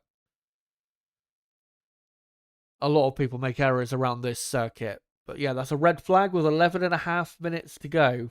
So still plenty of time left in the session. But Alex Albon is out. And that opens up an opportunity for one of the slower midfield teams to get themselves into Q2. But currently it's Leclerc, Verstappen, and then Norris. What I was going to say is Verstappen 0.2 of a second quicker than Norris on the same medium tyre. That's very, very impressive pace from Max. Because if he did that on the soft tyre, that would have been a 141.6 or a 141.7, which for a first run in Q1 is very, very quick. So, yeah, Max looking very quick out of the box. And then, yeah, Norris third, Lawson fourth. Lawson also looking very, very quick. Keep your eye on Lawson today. Racing for his Formula 1 future is Lawson. If you don't know, guys, it's been confirmed by a top journalist, Eric van Haren from Holland, who's very much in the know, that Isaac Hadjar is going to be announced as Red Bull's new driver alongside Max Verstappen for 2026. That announcement will not come for another few weeks, but yeah, looks like Hadjar has got the seat for next year, which is not a surprise. Arvid Lindblad from F2 looks like he's going to be promoted to Racing Bulls, meaning that Tsunoda and Lawson are battling it out now for that final seat. So Lawson needs to show his absolute best form, and so, of course, does Tsunoda. The Lawson already looking good in 4th, and then Sainz 5th. Russell is in 6th place, and then it's Hamilton in 7th.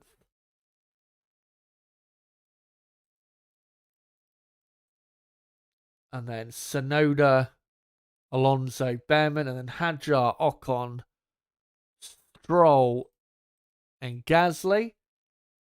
And then, well, in the drop zone, Piastri, Colapinto, Antonelli, Hülkenberg, and Albon. Albon is out of the session. Piastri, Colapinto, Antonelli, and Hülkenberg haven't actually done a lap time. Neither has Bortoleto. Albon technically has. So technically Albon is not in the drop zone in the minute, but he will be. There's no way Albon's going to get through to Q2 on that lap time that he did. Absolutely no chance. So Albon will end up in 20th place, as the session is going to get going again in a moment. And I'll make sure to sync up the timer at the 11-minute mark once we do. But already, some impressive pace out there. Again, Leclerc looking very quick, but the most impressive out the front-running teams so far, after just one run, is Max Verstappen. But again, Liam Lawson, very, very impressive also. And here's a replay once again of what happened. And yeah, Albon turned in, and the front clearly gripped up too, well, I wouldn't say too much, but more than he was expecting. And yeah, clip the inside wall. Poor mistake from Albon, as his car is just being wheeled away. And we should be back underway in the next 2 or 3 minutes, as Piastri looks like he's going to be released from the garage in a moment on medium tyres, as Antonelli has been noted for a yellow flag infringement. Wonder what that is. Last thing Kimi needs is a penalty.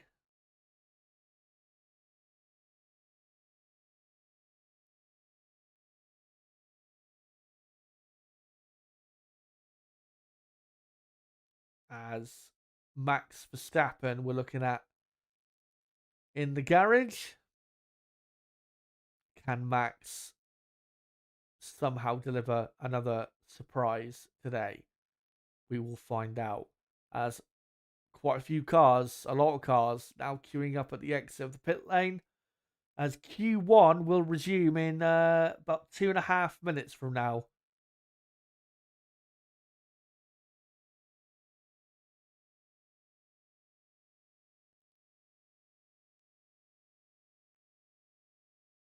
And all these cars obviously wanting to get out there and improve their lap times.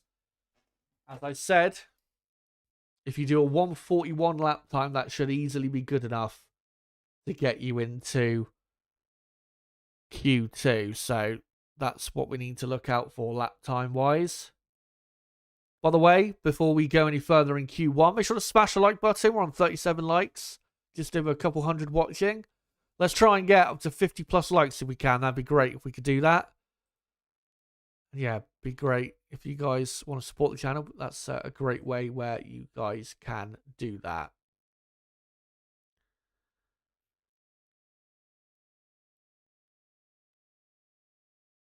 As we, in a moment, will be back underway for Q1 in Baku. They're 3 hours ahead of us here in the UK, as it's getting to the very late part of the afternoon. And by the time this session finishes, it'll be early evening in Baku.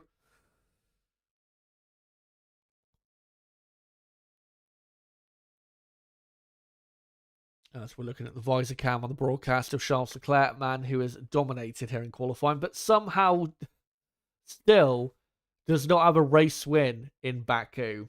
Can he break the curse tomorrow if he does get, say, at least on the front row? We'll find out. I really hope he does get this elusive Baku win, because he has deserved to have at least one win here in Baku. But how incredibly quick he's been here, especially in some cars that have not been the quickest.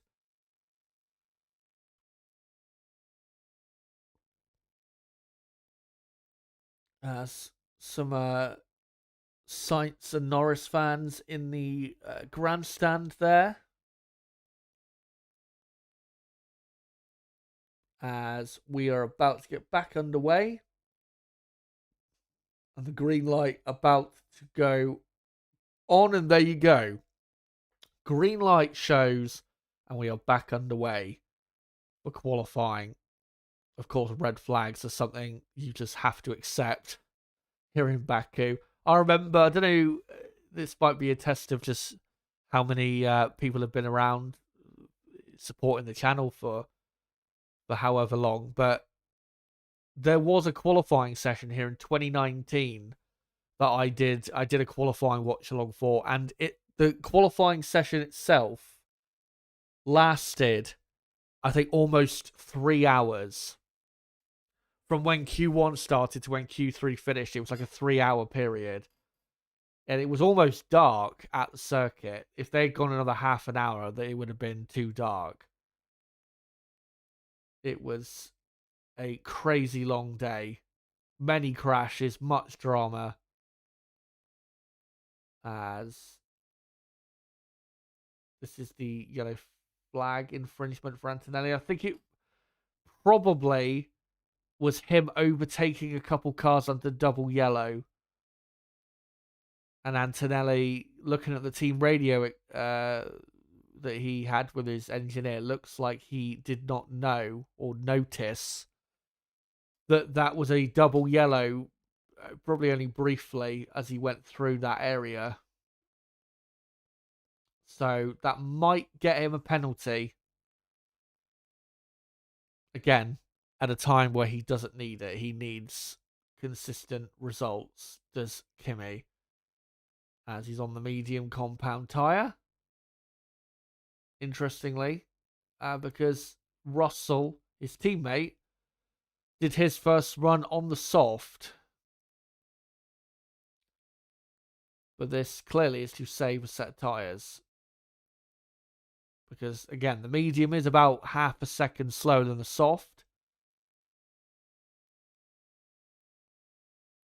As we now look at Oscar Piastri, also on the medium compound tyre. Piastri has only had one pole position since the Canadian Grand Prix. So what? One pole position in 7 races. Doesn't sound great when you're in the fastest car on the grid, but it's the races that matter, and that's why he is the deserving championship leader. As here is Antonelli starting what is his first actual running qualifying. And yeah, with this lap, Antonelli needs to do what? Probably a mid 142. As Antonelli's infringement will be investigated after the session. Yeah, as long as this is at least a mid 1 minute 42, then I think that'd probably be good enough. And then obviously he'll go into a set of soft tyres, finish the session, and yeah, make sure he gets through. As Antonelli now rapidly approaching turn 7, a corner I absolutely love on the F1 game at this circuit. By the way, I've still not even played the F1 game. I will eventually, probably at Christmas, as all oversteer there for Antonelli on the exit of the castle section. As Pierre Gasly goes up to 11th place. As Antonelli is... Oh, he goes wide at the final corner there of turn 17. And that's going to affect massively his final sector. I was going to say, after the middle sector time he did, looking like he was going to probably do a mid 142, maybe slightly slower than that. And he's just ruined it by going wide at turn 17, as he does go 10th. And yeah, he cost himself about a third of a second at least with that. So Antonelli 10th, but he will improve on that. Piastri going very quick. And Oscar might even go to the top of the timesheets with this lap as Lewis Hamilton goes quickest on a 141.8. Another yellow flag as Tsunoda goes 4th. And Piastri goes 2nd. Oh, red flag. Who is it this time? It appears to be Nico Hulkenberg. And Hulkenberg has now reversed out of the runoff. Oh, and he's broken his front wing. So he's hit the barrier at turn 4, gone down the escape road a bit, and then now he's reversed out and he's on his way again. So he is fine. He will just come in for a new front wing, but... And yeah, into turn 4, went too deep, locked up, and then straight on, front wing off. Whole front wing coming off. And then he ran over it when he was trying to reverse. But he will be fine. He didn't break his suspension. He just went straight on into the barrier. But that's another red flag. As Piastri went second. Very impressive lap time. I think it was a 1:41.8 on mediums, which is, yeah, very, very quick lap time on that tyre in Q1. So, Piastri up to second place.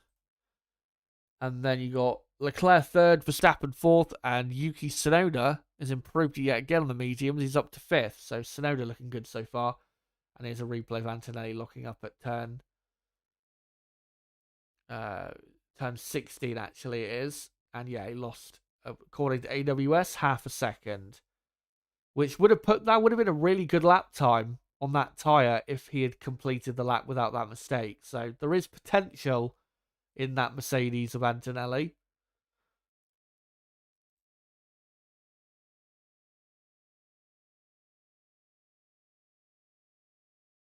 But we are under, yet again, red flag conditions. 6 minutes and 36 seconds to go. This red flag, though, should not last long because the debris they've got to clear up is minimal. And Hulkenberg, it's not like his car needs to be cleared away. Obviously, we're waiting for all the cars to get back to the pit lane. But it is currently Hamilton quickest on a 1:41.821. And then Piastri, Leclerc, Verstappen, Tsunoda, Norris, Lawson, Sainz, Russell, and then Colapinto went up to P10. Very impressive lap time from him. And then Alonso, Behrman, Gasly, Hadjar, and Ocon. As Antonelli had his lap time deleted for a track limit violation. So Antonelli is now last. So in the drop zone, Stroll, Albon, Bortoletto, Hulkenberg, and Antonelli. Albon will surely end up last.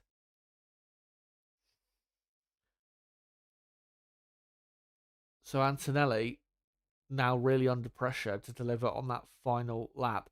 By the way, I talked about, obviously, with the situation at Racing Bulls there, as that's a replay of Gasly touching the barrier on the exit turn 15, which pretty sure everyone does in a weekend here in Baku. Flavio Briatore, the Alpine team principal, this weekend has come out and said that the competition for the second seat at Alpine is between Franco Colapinto and Paul Aron, or Aaron, however you want to pronounce it. So we will see who wins that fight. Obviously, Paul Aron was in F2 last season. I don't think he's in F2 this season. Let me just have a look. And no, he's not. But last season, Paul almost won the F2 championship. He ended, well, he didn't almost win it. He ended up about 50 points off Bortoletto and about 30 points behind Hadjar. So, I mean, look how good Bortoletto and Hadjar have been. So maybe Paul will be a good addition to the grid. And Paul is from Estonia, and I believe would be, if he makes it to the grid, the first ever Estonian Formula One driver.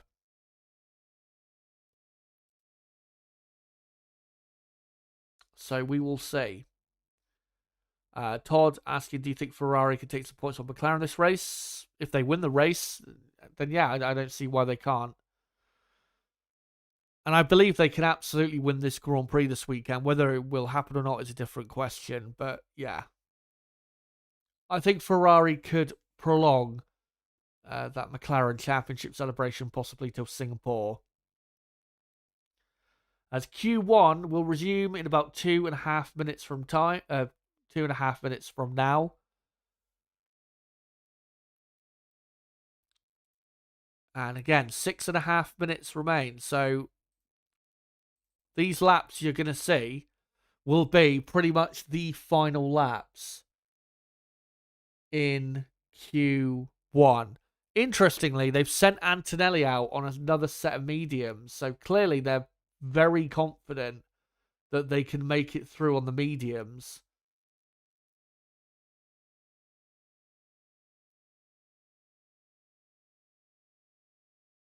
We'll see if he can and whether he can deliver under pressure.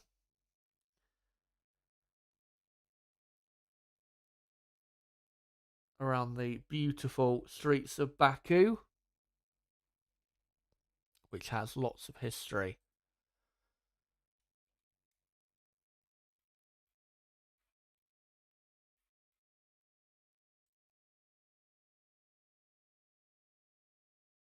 As Rook's just saying in the chat that Bortoletto has been noted for a yellow flag infringement also, and also Lance Stroll. Right, well, cheers for letting me know that. We'll see if anything happens to them as well. Stroll and Bortoletto both in the drop zone at the moment. Lance Stroll, you would imagine, will be eliminated, not only because he's shit at qualifying, but the Aston Martin car is pretty slow this weekend as well. As Liam Lawson, interestingly, is out there on a set of mediums. So a mix of strategy out there. Will it pay off? Lawson will need to improve his lap time to absolutely make sure of getting into Q2. If Lawson goes another 2 to maybe 3 tenths quicker than what he's done so far, then I think that'll be enough for Lawson to get into Q2. I am expecting a massive improvement in lap time, especially from the drivers lower down in the order. As any moment now, the green light will go on and will be underway. And there you go. We are back underway for Q1. As the cars filter out for what will be probably their final couple laps at most of the session. Who will get eliminated and who will make it through? We're about to find out. As I'll sync up the timer in a few seconds to the 6-minute mark. As the two Racing Bull cars come out on the mediums.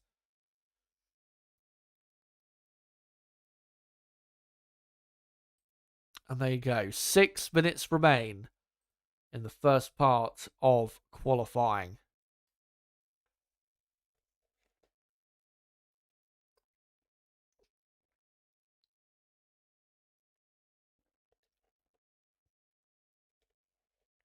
As we're looking at the Mercedes of Antonelli, who is very slowly coming out of the pit lane.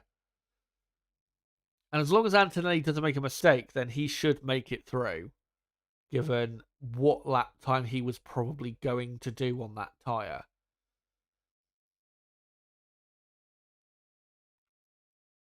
As here is Behrman on soft tyres, really giving his tyres a warm-up. Behrman's had an okay session so far. He's currently in 12th place. But yeah, in terms of the lap time, I expect a massive improvement from pretty much all the drivers. Because I don't think that really they've shown,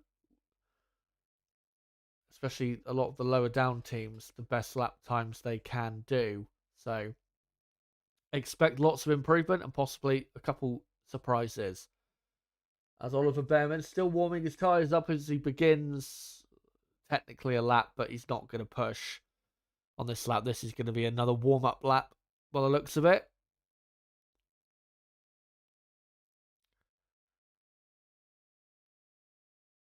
As there is Ao Komatsu on the Haas team pit wall. What a job he's done as team principal, by the way. And they are lucky to have him in charge. He's an absolutely brilliant engineer and now team boss.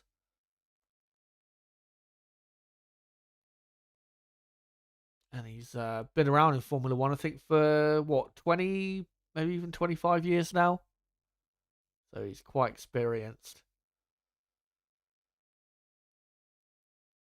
As we are now looking at Antonelli starting what could be his final run in Q1. Surely the young Italian can drag this Mercedes through. It's easily good enough to get through, even on the medium tyres. As he builds up to almost 320 kilometers an hour down to turn 3. Now into turn 4. And the Mercedes certainly looks better here than it has done in a few races.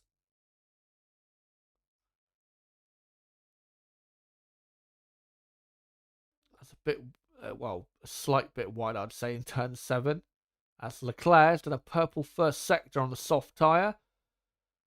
Now someone else has done a purple first sector.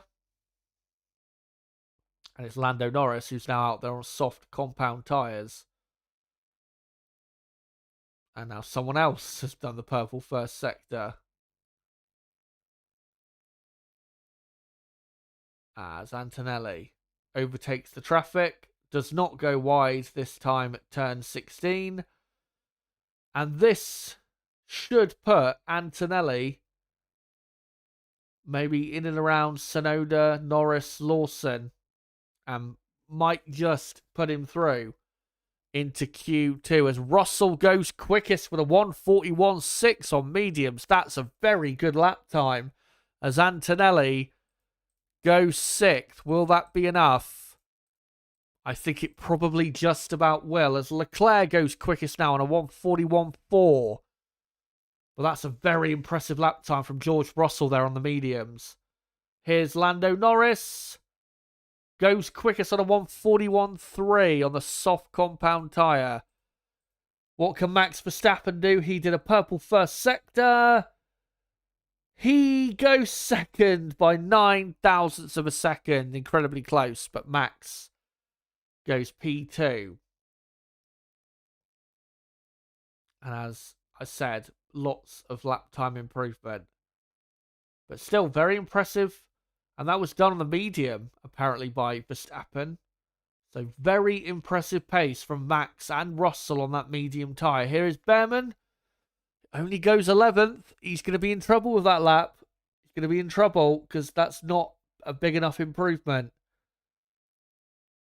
Ocon also is going to be in trouble. He only goes up to 14th with that improvement, with just over 40 seconds to go in Q1.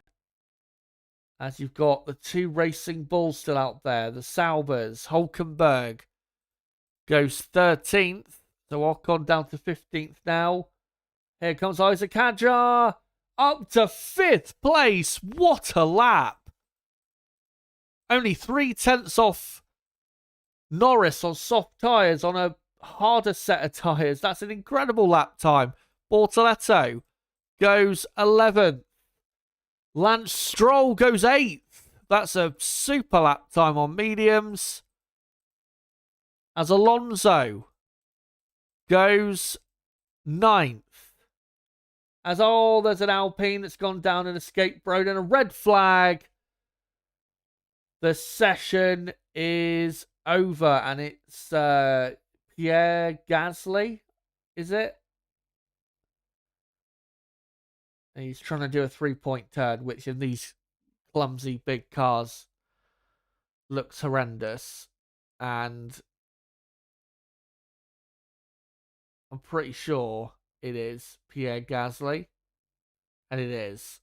And it's a replay. So it's turn 3. And turn 3 went fine. A lot of oversteer. Then into turn 4. Yeah, he did what Hulkenberg did. Went too deep, but he recognised it.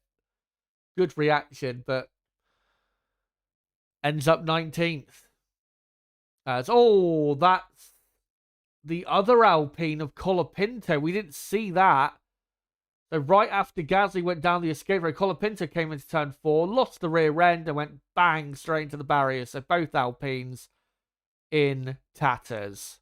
And literally one of them in tatters. So that's going to be quite a few minute delay.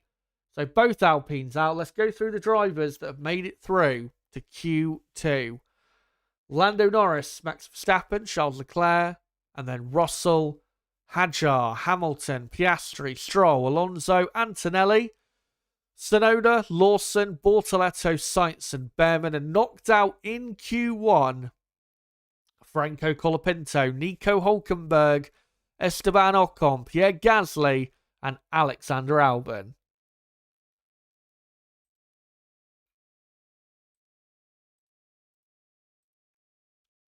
And yeah, Q2, I think we're going to have to wait at least probably 5 minutes, if not probably 10 minutes, until we're underway for Q2, which of course will be a 15-minute long session. 3 red flags in Q1. Hopefully that's not an omen for the rest of the session, because, yeah, that's not great. Gotta say, though, very impressive lap times from Max Verstappen and George Russell on the medium, and also Isaac Hadjar, only 0.3 off the McLaren on the harder tyre. Are Racing Bulls cooking up another storm here in Baku like they did at Zandvoort just a couple weeks ago? Keep your eye on Hadjar, who has had an absolutely amazing Formula One season.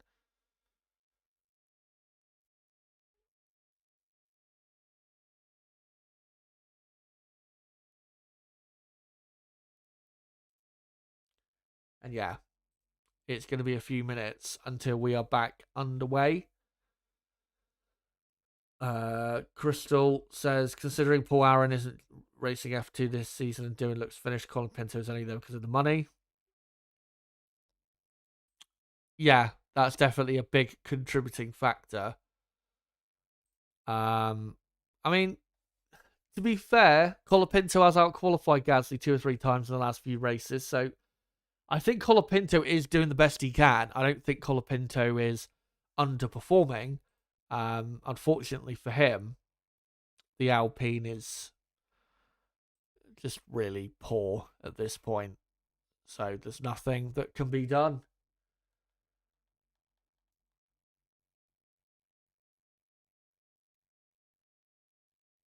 But yeah, we'll wait to see when the session gets back underway. But I'm really interested to see with Verstappen and Russell whether they do have genuinely really great pace in the rest of qualifying. And also for Isaac Hadjar, that was a unbelievably good lap from him. What was it? 141.6, I think it was, on mediums. That is very, very quick in a car like the Racing Bulls car. So keep your eye on Hadjar, who, by the looks of it, is going to be a Red Bull racing driver in 2026 and will be the next career sacrificed for the second Red Bull car.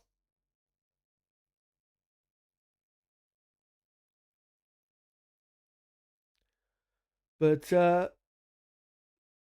whilst we have a delay, make sure to post in the chat your thoughts of qualifying so far. In general, what do you think is going to happen in the rest of this session?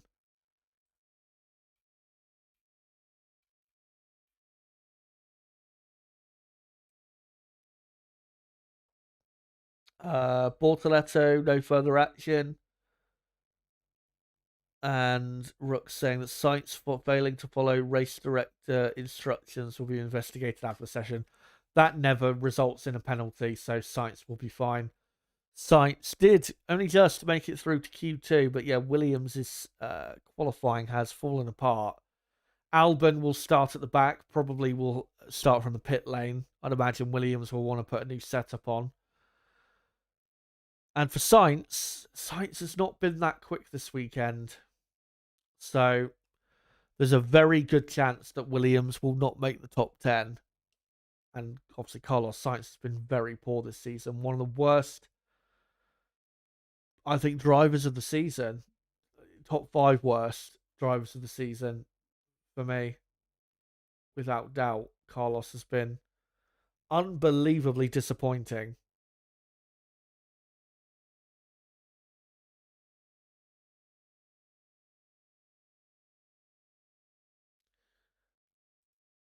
Um, please don't give us hope, Ferrari. They always do give you hope, but yeah, they're very good at absolutely crushing you when it matters most.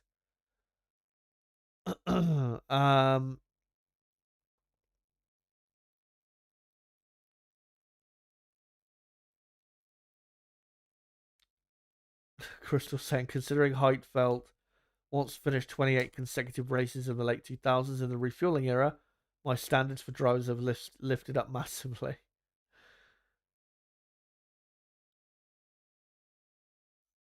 So, regardless, Sainz was ahead of Hamilton for some people due to Sainz doing better alongside Leclerc. I think, was it Tomo? I think his driver rankings. I don't think he personally had Hamilton behind Sainz, but I think he had one where it was his own driver rankings for the season so far, and then it was the fan one. The fan one was absolutely psychotic. It was like Hulkenberg in like third or second, and then Hamilton was behind Sainz somehow. It was mental. Absolutely mental.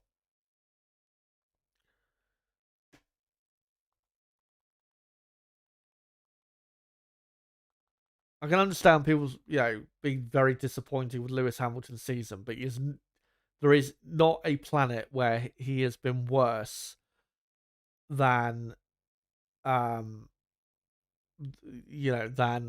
than Carlos Sainz. There is no planet where that exists.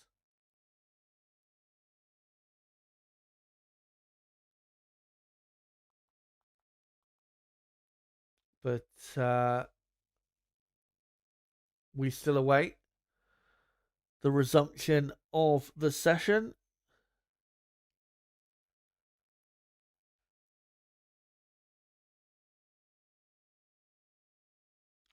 You might say the polls don't have Max. Yeah. Well, going into the session, I didn't think Max was. I didn't think Max was one of the four most likely drivers to be on pole today, but he's doing that thing again, where he just out of nowhere shows up and blows the field away.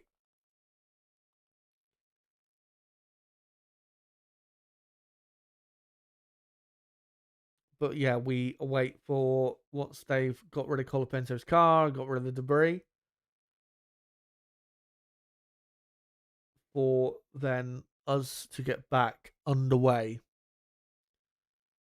for Q2.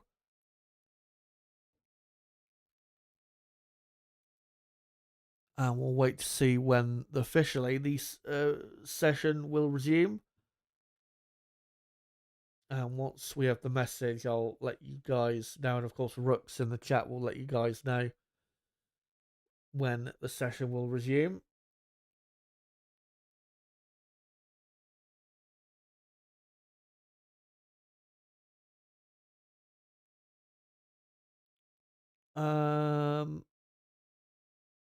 ST Bestie Ocon underperforming against us, Will F1.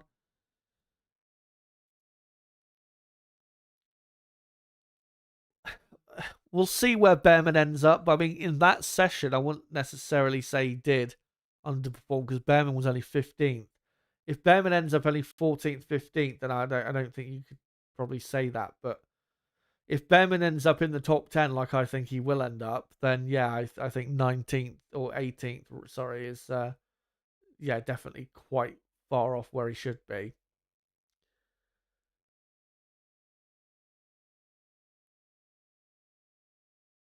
And Ocon, I think, has still had a good season as Ocon, but I will say, last few races compared to Behrman, he definitely isn't performing as well as he was in the early part of the season. So Behrman is, and I think that's more so because Behrman is getting better than Ocon getting worse. So yeah, I don't think Esteban's levels dropped really. I think it's just Oliver Behrman getting a bit more consistent with his results and just consistent in general.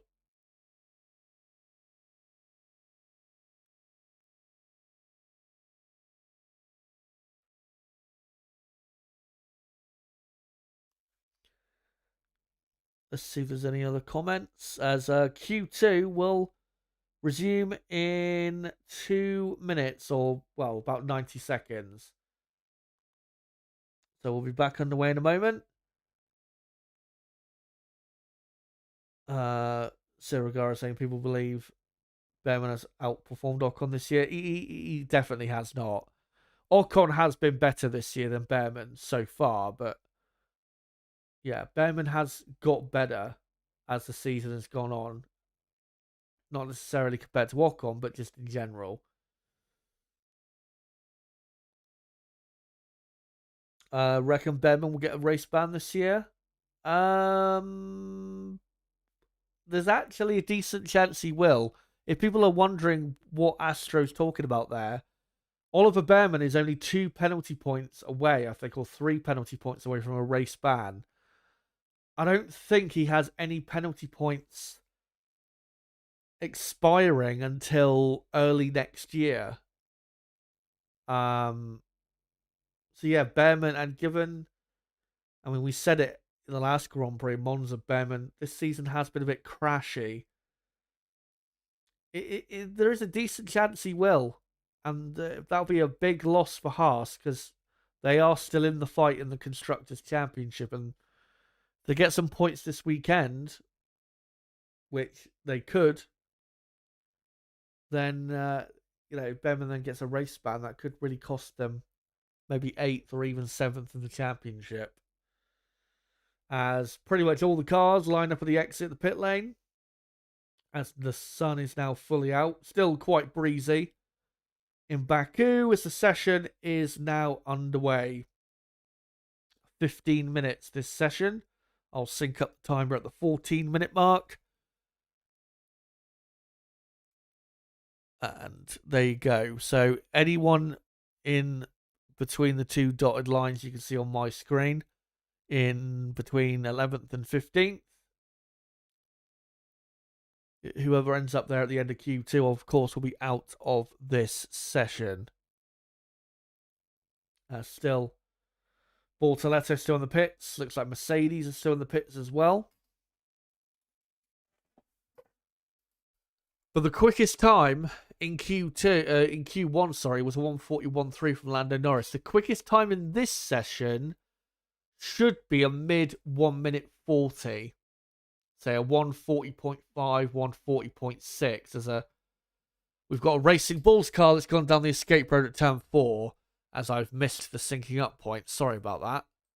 Got distracted there by the Racing Bulls of Hadjar. Not a great start to Q2. So yeah, the quickest time in this session should be a 1:40.5 or a 1:40.6. If you want to get into Q3, obviously, if you do a 1 minute 40 lap time, you're definitely going to get in. But I think the slowest lap time you'll be able to do will probably be a 1:41.2 or a 1:41.3. That should be, again, the slowest lap time that makes it in to the third and final part of qualifying. F1 on track at the minute on soft tyres, except for Alonso, Sainz, and Behrman. on the mediums, as Carlos Sainz goes quickest on a set of medium tyres. Behrman goes second. Or, well, I actually don't know if they've set a lap time or if they've just started a lap. That might be what that is, as Lawson now goes ahead of them. Lawson out there on the soft compound tyre. Lawson only did really one quick run. He didn't even have to improve.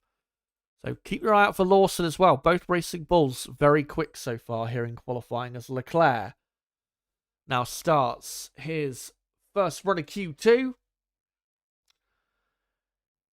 As Oliver Behrman has finished his session, he has broken his car. He's hit the barrier and broken the track rod by the looks of it on his car. And that's going to be a red flag with 12 minutes or just under 12 minutes to go in Q2. And yeah, there you go. Red flag. And clearly he's hit the barrier, I would say, on the exit of turn 2.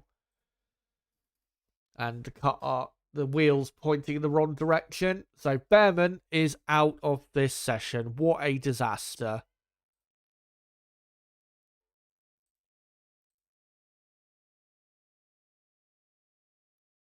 And Haas are going to be 15th and 18th on the grid. One of the worst grid positions they have had so far this year.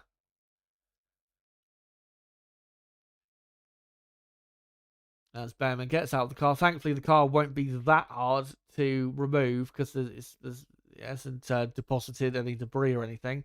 Here into turn 2. And I think he just accelerated a bit too hard and fast out of the corner, and that brought the rear end around and slapped the right rear tyre against the wall, and that's what broke the car. And Behrman says on the radio, "Sorry guys, so stupid," sounding like Leclerc there on the radio with the so stupid.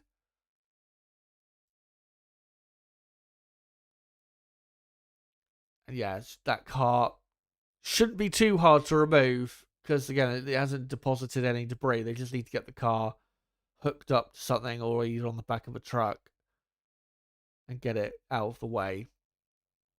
So only 14 cars remain in the second part of qualifying. That is the 4th red flag of qualifying. At this rate, we're going to end up with about 8 or 9 red flags in this session.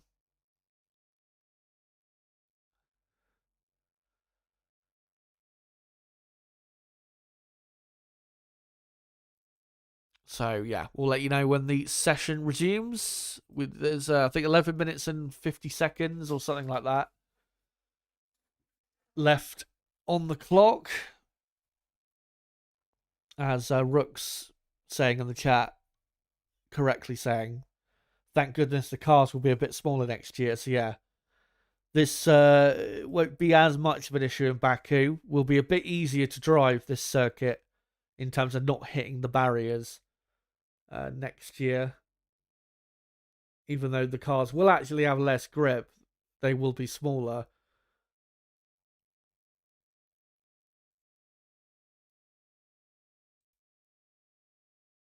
Royce Sober Dewar says my prediction is at least 3 more red flags.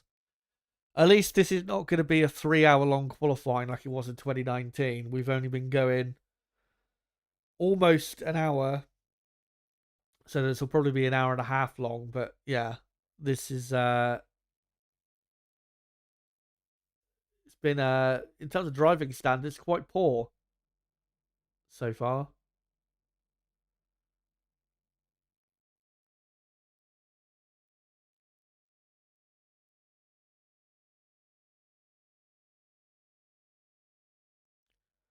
Let me see if I can find any comments in the chat.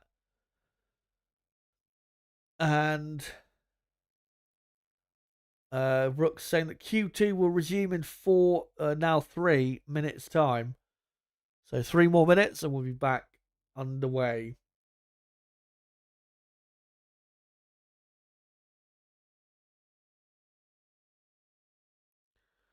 By the way, just a quick warning. I believe there is thunder and lightning going on in my part of the UK. So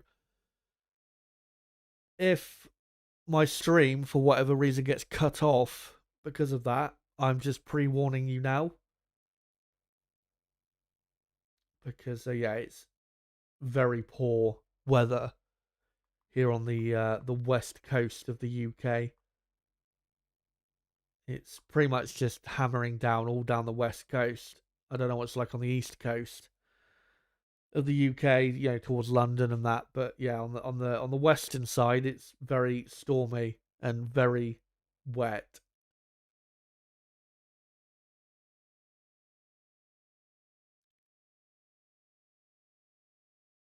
But yeah, we've got a couple more minutes and we'll be back underway for Q2. We're not even halfway through Q2.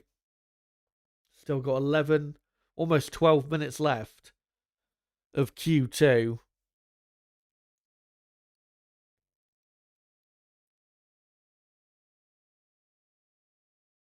As Leclerc now noted for a yellow flag infringement. There's got to be some sort of issue with that the FIA are not picking up on, because I can't believe that many drivers would commit the same penalty, let's say.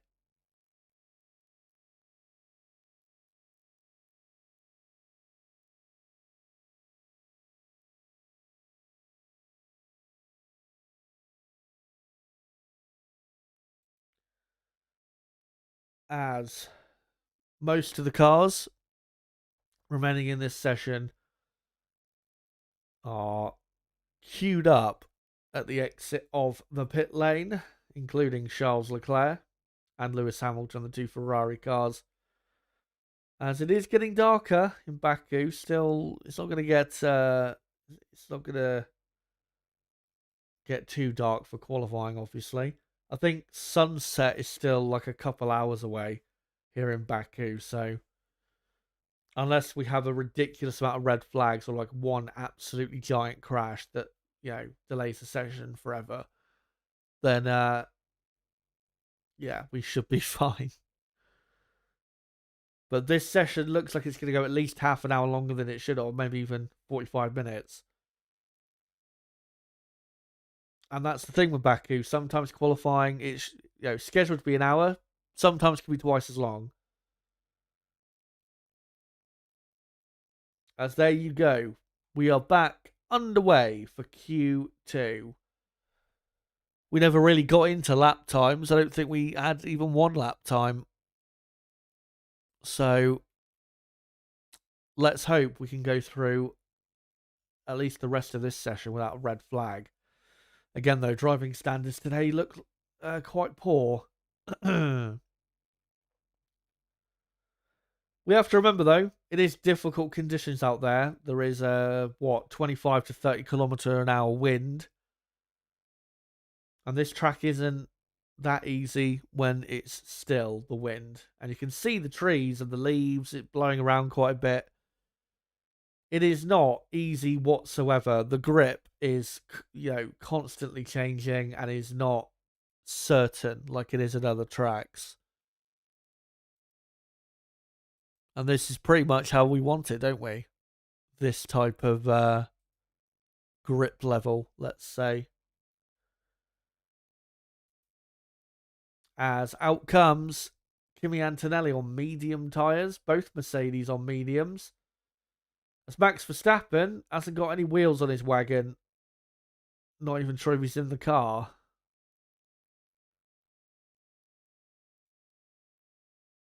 But yeah, Max is definitely not going anywhere then for another probably 2 or 3 minutes. As we are looking at a Ferrari fan now, but we were looking at a Ferrari car. And it is Charles Leclerc. DRS Open begins his first lap in Q2. Remember what I said? The quickest time here in Q2. Oh, Leclerc turns into turn 1 and gets a big snap of oversteer and he has to get out of it and go down the escape road. and he lives to fight another day. But as I was going to say, the quickest lap time in this session should be a mid 1 minute 40, so 140.5, 140.6, maybe at best a 140.4. Here's a replay, and going to turn in. Car was understeering to a degree, but yeah, big snap, and that might be because of the wind. Thankfully, his teammate Lewis Hamilton was able to go through without any hold up or anything like that. Here's Isaac Hadjar. Very impressive, his pace in Q1. Can he keep it up for the rest of this session?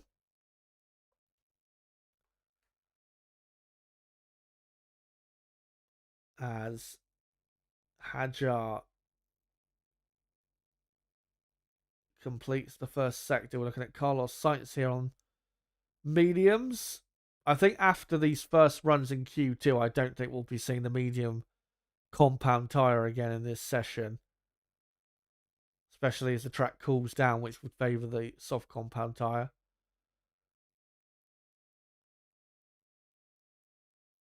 As Sainz gets through turn 15, all good. As Lando Norris has done a purple first sector.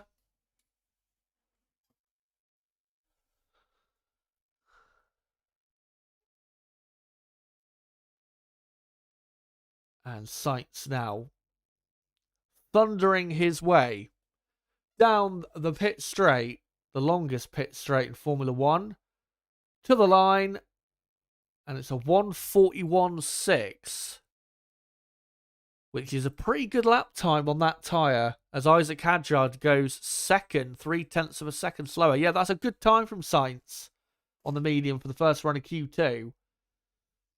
Very good lap time. As Lawson goes second, about 10th of a second clear of Hadjar. Lance Stroll goes fourth. And then Bortoletto is fifth. As Lando Norris, 141.3. That's it's okay first run, but I would have expected a bit more pace than that, to be honest. Here comes his teammate Oscar Piastri. Does a 141.6, only slightly quicker than Carlos Sainz, proving how impressive that lap time was from Sainz. As Russell goes second, less than a tenth slower than Norris on mediums yet again. Very impressive pace from the Mercedes on the medium. Piastri was in third, Antonelli now third, and Antonelli only a tenth off Norris on the medium. As we're looking at Lewis Hamilton, 8.5 tenths off Norris after the first two sectors and sliding all over the place into turn 16. That Ferrari looks like it's got zero grip. And this is going to put Hamilton in 8th place and absolutely nowhere near the pace of the front runners, as Max Verstappen is out there on a set of mediums. Here comes Lewis Hamilton, and he does a 142.8, which is absolutely diabolical from him. Here is Verstappen on the medium. He's looked impressive so far on the medium.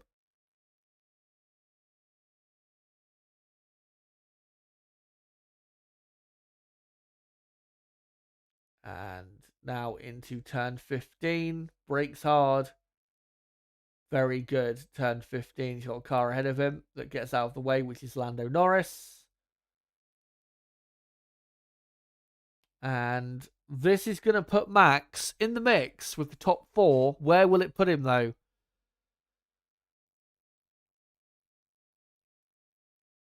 For it to be a good lap, it needs to be at worst a 141.6, and it ends up being a 141.4. That is a brilliant lap time on the medium. Max Verstappen goes second. So once again, Verstappen and Mercedes looking very quick on the mediums. As that's Piastri oversteering to turn 15, and his right rear has clipped the barrier. I don't think that would have broken the suspension, but That was very close to disaster for the world champion. Not for the world champion, for the championship leader. As here's Leclerc. Has he made another mistake? Yeah, he has. Turn 3. Gone straight on.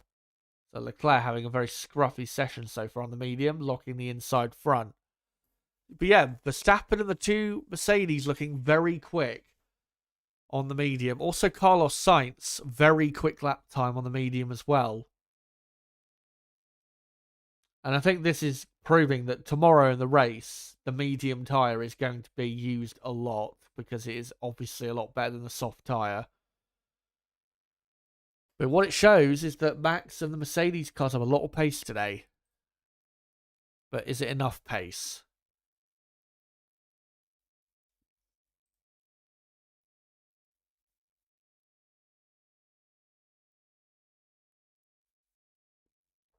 As Yuki Tsunoda is now 9th. So the top 10 with 3.5 minutes to go. It's Norris, Verstappen, Russell, Antonelli, Piastri, Sainz, Lawson, Hadjar, Tsunoda, and Hamilton. Tsunoda doing his lap time on the medium.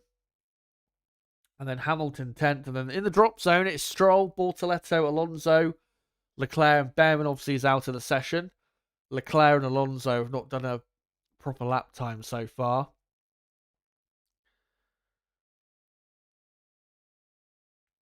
As let's see if Lewis Hamilton, can do a much better lap on this occasion.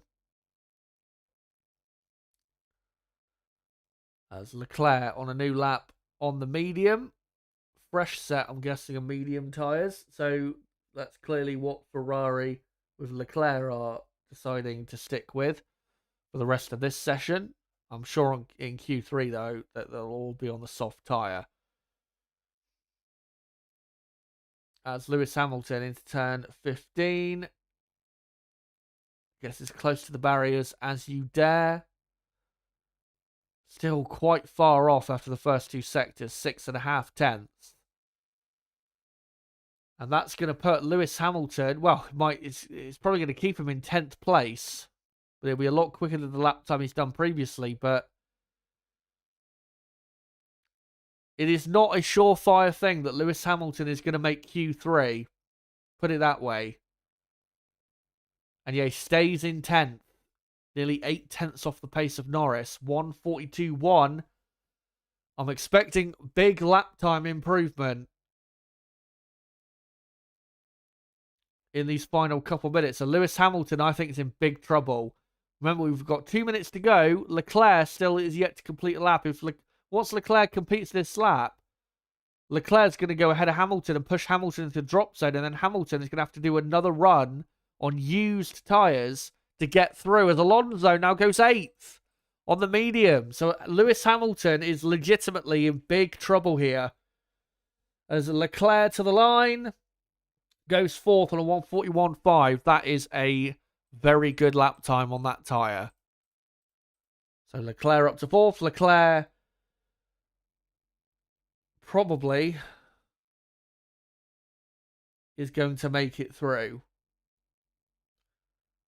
As all Leclerc clipping the outside or the wall on the outside of turn 2. Got away with it though. Gave it the hardest love tap that you can possibly give it without breaking your car. As we're looking at Oscar Piastri on a fresh lap on soft tyres. Not sure how much quicker it is. Only half a second, by the way, covering the top 11. As Piastri goes 2nd, and that should see him into Q3. So both McLarens should be safe now, as Bortoletto, massive oversteer on the exit of turn 16. He's on the medium. Can he somehow drag this car into the top 10? Surely not. The Sauber has not looked anywhere near top 10 material. As Antonelli up to 5th. Bortoletto 13th. And that's probably the best he can do today. As Isaac Hadjar on mediums goes up to 7th. And Lewis Hamilton is coming in. He's out in 12th place. But it might even get worse yet because Lance Stroll might even go ahead of him. What an absolute shit show from Lewis Hamilton. You just have to call it like you see it. And the video I made last week calling for him to retire has only been vindicated even more. This guy is finished. I'm sorry to say, it's sad to see, but it's the truth. This guy is absolutely finished. As Yuki Tsunoda, by the way, in 11th, is improving.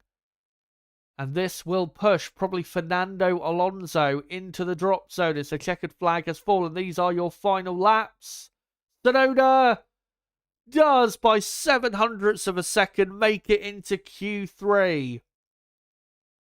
As Lance Stroll stays 14th, Max Verstappen on the mediums goes quickest by 1/10. Can Max do the unthinkable and get pole yet again? We'll have to see. But that was a very weird session, but it is over. And let's go through your drivers that have made it through to the top 10 shootout. Max Verstappen, Lando Norris, Oscar Piastri, George Russell, Kimi Antonelli, Charles Leclerc, Liam Lawson, Isaac Hadjar, Carlos Sainz and Yuki Tsunoda. And knocked out in Q2, Fernando Alonso, Lewis Hamilton, Gabriel Bortoleto, Lance Stroll, and Oliver Behrman. As Hamilton sat in his cockpit there, just wondering, how on earth am I 12th? Horror. Absolute horror performance from Hamilton, quite frankly. I'm expecting him to be very scathing of his own performance in the post-qualifying interviews, as he has been as of late. But yeah. Again, it's sad saying it, but it's just, we have to call it like we see it, and that's what I pride myself on doing here on this channel. And Lewis Hamilton he's finished.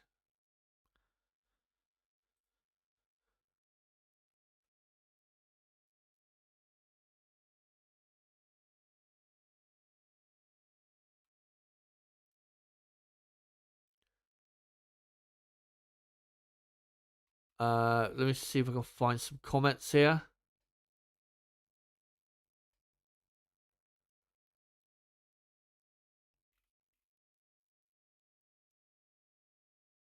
Looney Classic saying Lewis is 12th because he sucks. It is what it is. Crystal says Lewis sounds more like Alfa Romeo era Kimi by every passing race. It's getting more and more like that. Just a guy saying Max Verstappen still showing levels. I think at this point you'd have to say Max is a contender for pole. I think the exciting thing though is I think that top 6 there, Verstappen, Norris, Piastri, Russell, Antonelli, Leclerc, I think any of those 6 could get pole here. It is that close. I still think the pole position time will be a low 1 minute 40 lap time. I don't think the lap times in that session were that representative. They were quite slow, to be honest. But yeah, any of those 6 could get pole. This is going to be a very exciting Q3. And watch out for the 2 Racing Bulls and the Williams of Sainz. They could get a real big surprise result as well.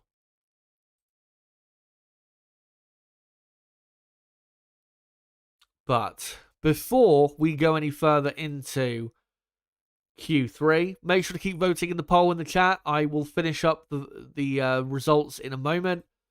Just want to quickly plug my another way you can support the channel. There is a link in the description, and I'm sure Rook, my moderator, will post a link in the chat to a page where you guys can support the channel further in financial terms and donate and support the channel that way. It is called Buy Me a Coffee, and you guys can either do a one-time donation and donate whatever amount you want and attach a message, or you can make it a membership where you obviously pay a certain amount per month. The membership I've got at the minute is I think $4 a month or $5 a month. So if you want to if you want to subscribe or pay monthly, then there's the option to. But if you want to support the channel financially and continue to support my work here and support what I've done, make sure to go to the link in the description or the link being posted right now in the chat.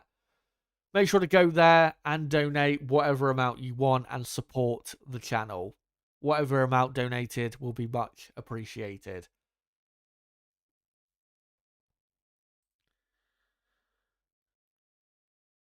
As Rook saying, Carlos Sainz has been noted for another yellow flag infringement.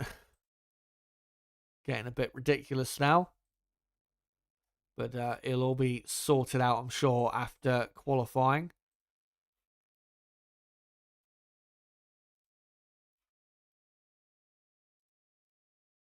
But Q3 starts in 2 minutes' time. So I'll finish up the poll in a moment.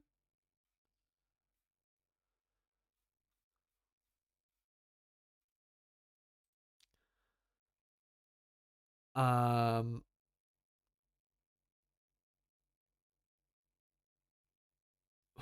boy saying Charles fucked Hamilton up. Thanks, Charles, you knob. Leclerc did nothing wrong. Hamilton was just way too slow. Hamilton can only blame himself, as far as I'm concerned. Anyway, let's finish up these poll results, because I think there is a clear enough winner. Just under 1,200 votes. Thank you guys for voting, whoever has voted. And I asked you guys who will take pole position in Baku. 1,170 odd votes.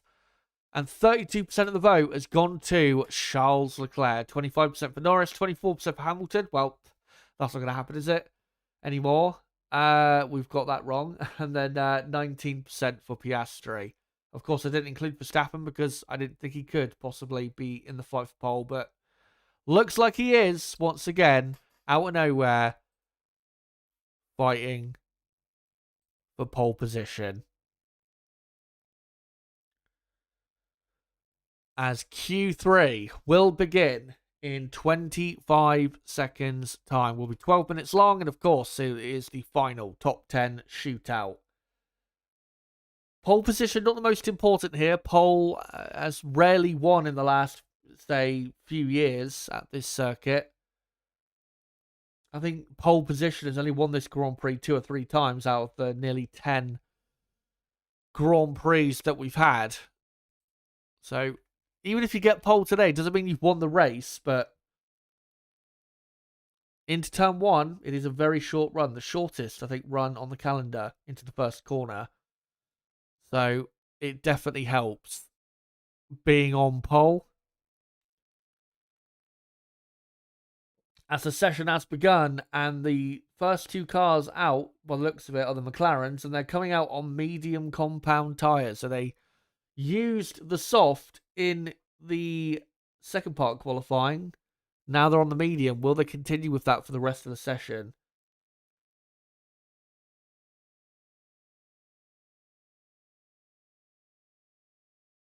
As it looks like the 2 Mercedes are on medium as well. So we could get almost everyone on the medium compound tyre, which is ridiculous, quite frankly.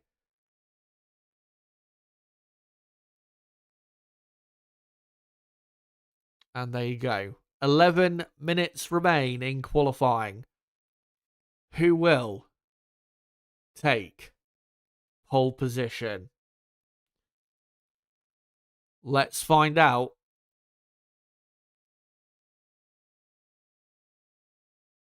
As we're looking at George Russell warming his tyres up on the run up to turn 3.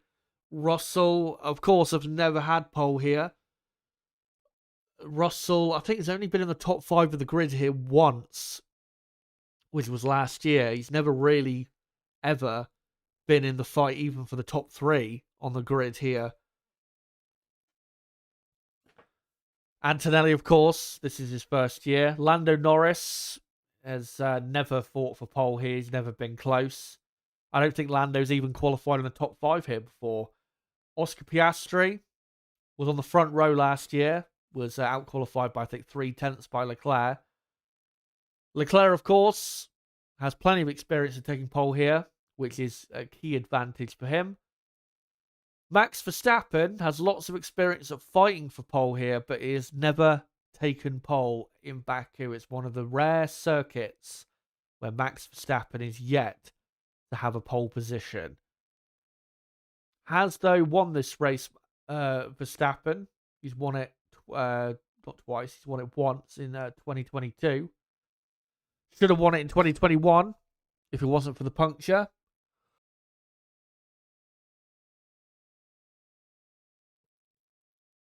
As we're looking at Lando Norris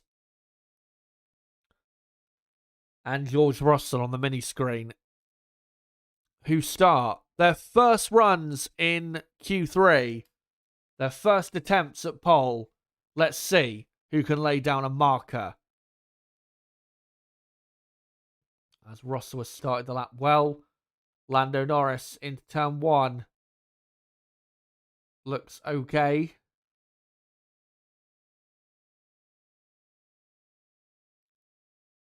And yeah, looks nice and smooth for Lando through the first couple corners. As Russell all ready to turn forward, he locks up and goes too deep and goes down the escape road.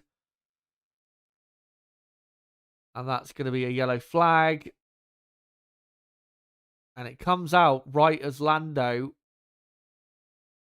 was going past turn 4. And Lando got a bit scuppered by that. And he's backed off as Russell reverses back onto the track. So that's ruined things for not just Russell, but Norris as well. Some very light raindrops falling, which obviously just adding to the drama. As Carlos Sainz out there on mediums. As Max saying it's too slippery, it's raining. Is Max even going to go out on track? As Lawson is a 1:42.5, which is, well, quite slow. And then Carlos Sainz does a 1:41.5 on the medium tyre, which is very quick compared to Lawson. And then Hadjar goes third.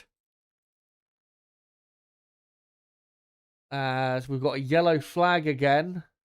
Don't know who for. Oh, it's Leclerc. He's put it in the barriers.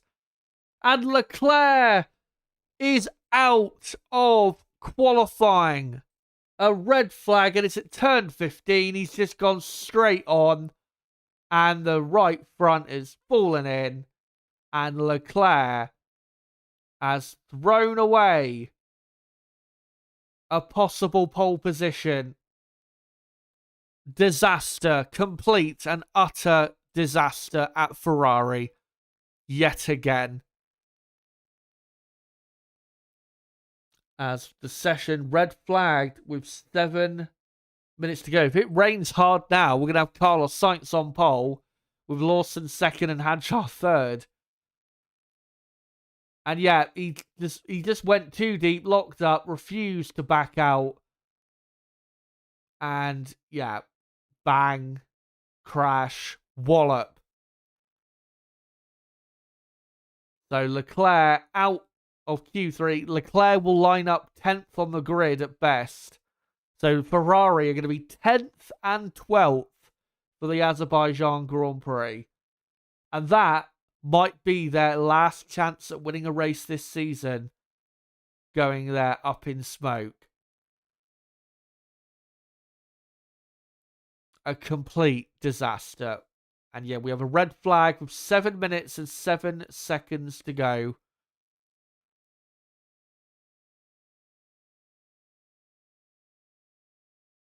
Yeah, that's Ferrari's weekend done and dusted. Absolutely no way are they winning the race from 10th and 12th on the grid, unless of an absolute miracle.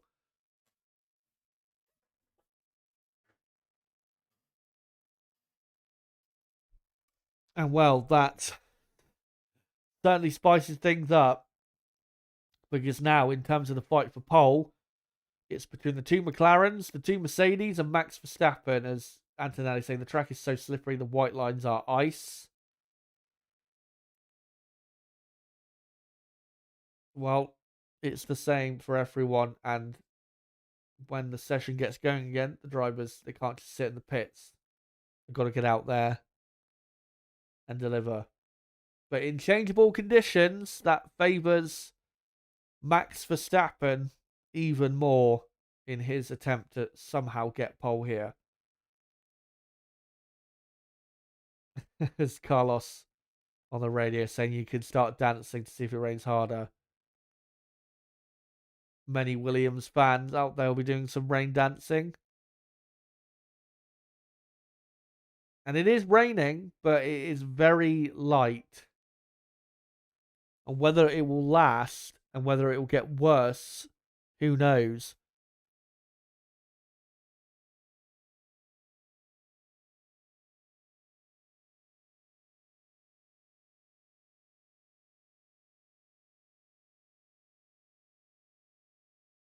As just a guy saying, I think Charles is having some trauma from 2019. Initially, when I saw the little square of him in the barrier, I thought it was at the same corner, but yeah, it was turn 15.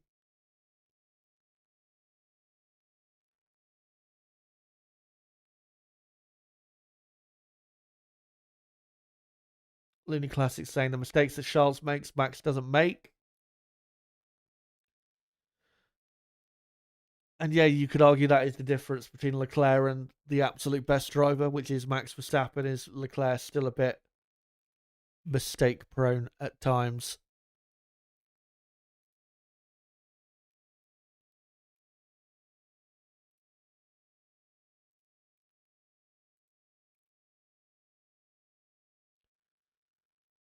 But who knows what is going to happen now? Because, I mean, the session going to take quite a few minutes for the session to resume. We're probably going to be under a red flag for another probably 10 minutes max. And we've still got another 7 minutes to go in the session. So we've got potentially another 20 minutes left. And the weather conditions look like they're changing all the time. This shower that is currently falling should be pretty brief.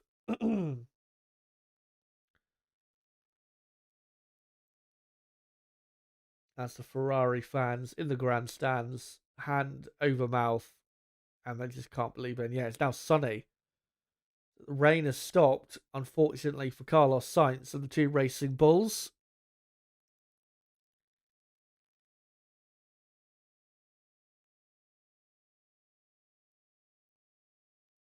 And hopefully we'll find out in a moment when we'll be back underway.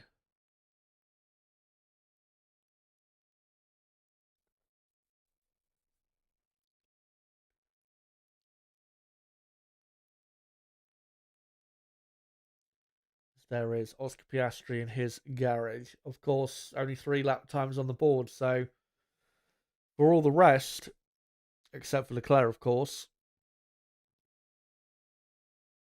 they will probably have a better track condition for their lap than what Sainz, Lawson, and Hadjar had.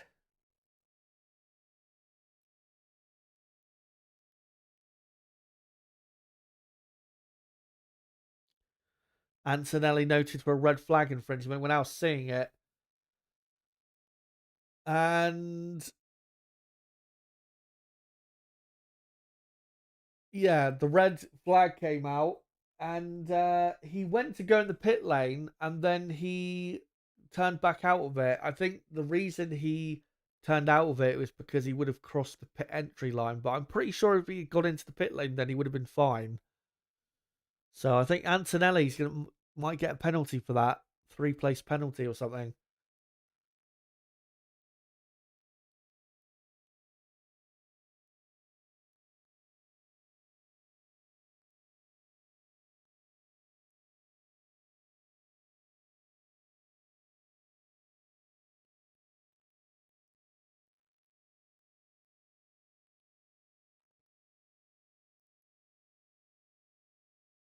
Surprise science poll would be kind of nice. Absolutely would. Would really mix up the grid, but looks like whatever shower that was looks like it's gone now. And now we're just waiting for when we'll be back underway.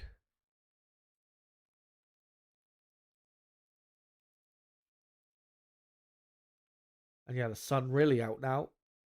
So it's just a brief shower.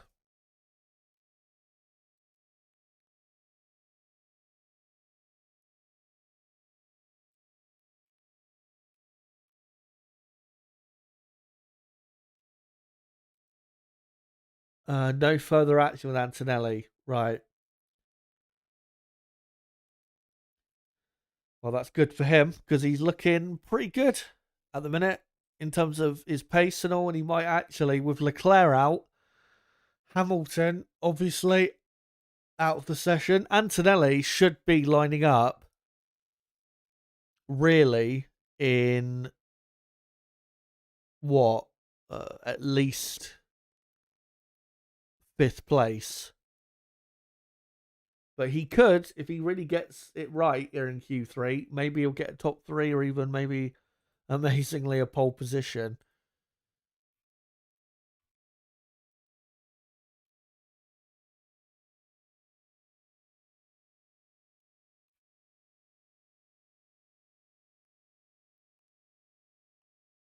As all the marshals and fans dancing about to get on camera.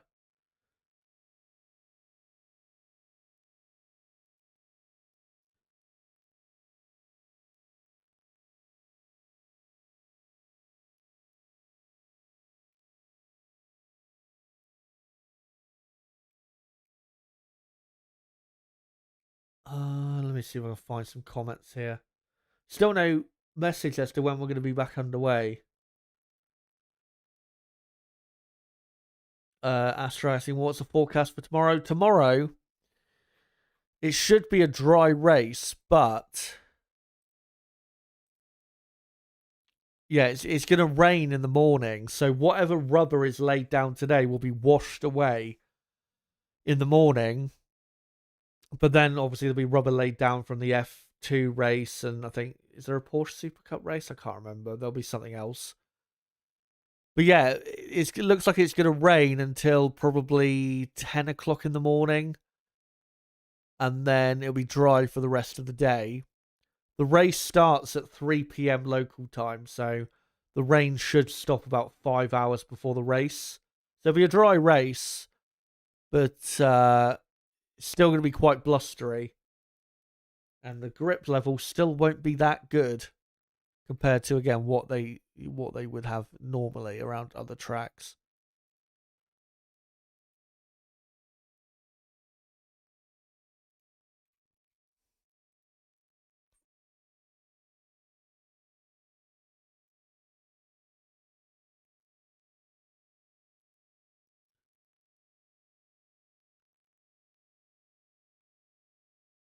Rooks saying, so you think they'll drag it out into the tracks bone dry again? Maybe. And they've just said Q3 will resume in 4 minutes' time at 17:37 local time. Oh, now 3 minutes time. So we will be back underway very soon. For hopefully no more red flags. That's like the 5th red flag we've had.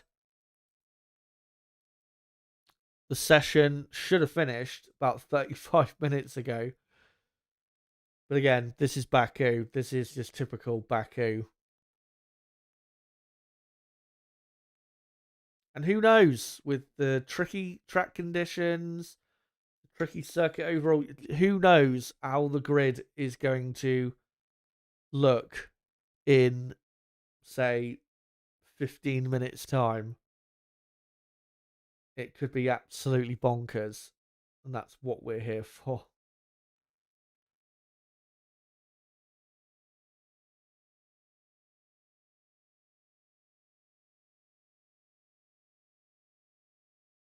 As we're just looking at the McLaren pit crew and all, keeping the 2 McLaren cars ready, as looks like they're going to release Max Verstappen from the garage to wait at the end of the pit lane pretty soon.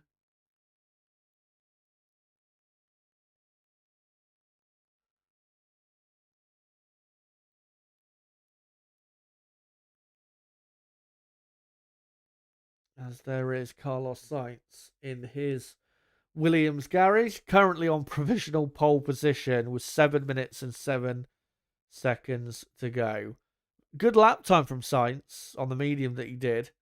But yeah, Sainz, I think probably will end up on, or maybe not end up, but I think his aim needs to be a 4th row grid position, 7th or 8th would be a good result for Sainz. It'll make Alex Albon, though, hurt even more if Sainz is up in 7th or 8th place.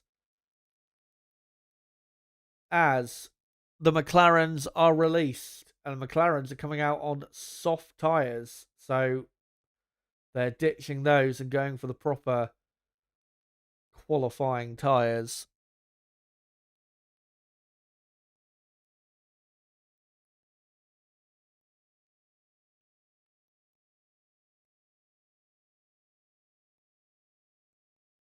As now, pretty much, I think all the cars line up at the exit of the pit lane as we are just a few seconds or so away from the resumption of play here in Baku.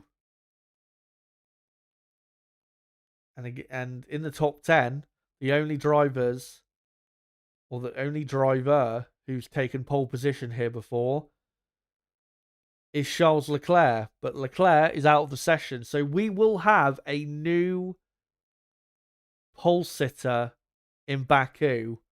Let me just redo that. I'll sync up the timer at the 6-minute mark. Yeah, we will have a new pole sitter in Baku, meaning that whoever gets pole it'll be their first ever pole position in Baku.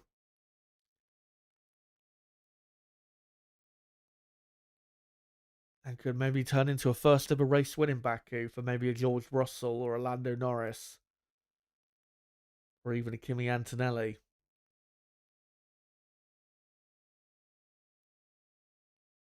As we look at the McLaren there of Lando Norris.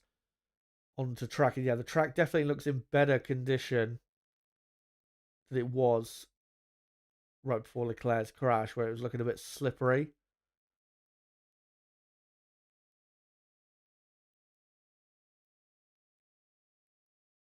And there you go. 6 minutes remaining in qualifying. Who will take pole position? Hopefully in these final 6 minutes we will find out.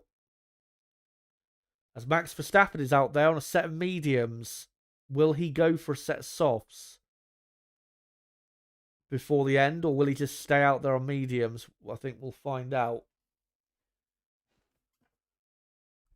As Verstappen now begins his first attempt at pole position. Again, he's never had pole in Baku. Been close a couple times, but he's never had it. As Verstappen begins the lap into turn 1. Car gripped up very nicely there for Max.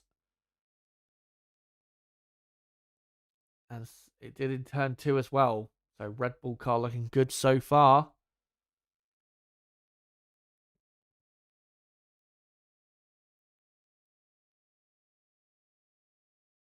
Into turn 3. And yes, the Red Bull still looking pretty good. Needed a slight second bite of the cherry to turn the car into turn 4. And it's a okay first sector, nothing special from Verstappen.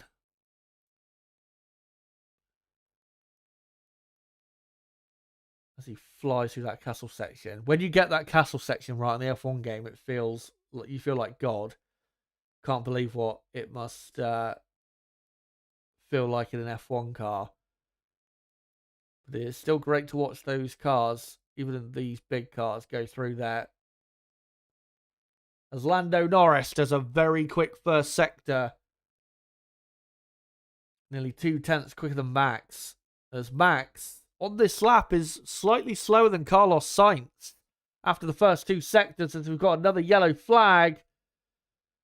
No idea who for. Oh, it's Oscar Piastri, who's put it in the barrier. He's out as well. And it's at turn 3. And that's a big one.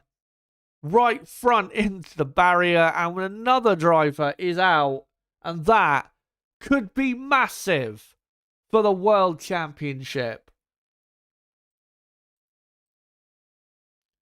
And that's a red flag with 3 minutes and 41 seconds to go. And these weather conditions, the wind and the coolness of the track temperature as well, with the leaves on it and all of that, it really is making this circuit hard to drive today. And that's why we're having so many drivers make mistakes, including your championship leader, who's put it in the barrier. You rarely see it from him, but he's done it at a very bad time. And I already know what this replay is going to be. It's just going to go too deep. Yeah, locks up. Tries to fight it. Fights the inevitable. But he loses the battle. And yeah, that could be a massive moment in this World Championship. Not the end of the world. Of course, there is still a race tomorrow, but if Lando Norris does win tomorrow's race and Piastri, finishes 3rd or lower, which is likely because it looks like Piastri's going to start tomorrow from 9th, that could be a big, big turning point in the championship battle. Oscar Piastri out of qualifying and will not be on pole. Piastri will line up 9th. With Leclerc in 10th. So, in terms of who could get pole, it's between Verstappen, Norris, Russell and Antonelli. And this is even better news for the midfield runners, Sainz, Lawson and Hadjar. We could see one of them on the 3rd row of the grid. In fact, we will see one of them on the 3rd row of the grid. But who will it be?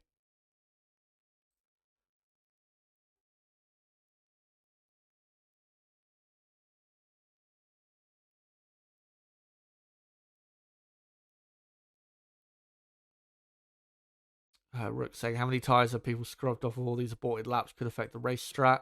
I don't think it'll affect it too much. Plus, they've probably still got a couple new sets lying around. So, I don't think it'll affect it too much. What this proves, though, is, again, with the wind and the track not being in great condition, is that this track is really tricky this weekend compared to other years we've been here where it's been a lot easier to drive. Which is brilliant for us and brilliant for the race tomorrow. As Max finally gets back to the pits and now back in his garage. But this red flag delay is going to be probably another 10 minutes. So, the session that never ends has to end eventually. But who will be on pole when the clock hits 0? Will it still be Carlos Sainz? We'll find out. But yeah, what a mental qualifying session.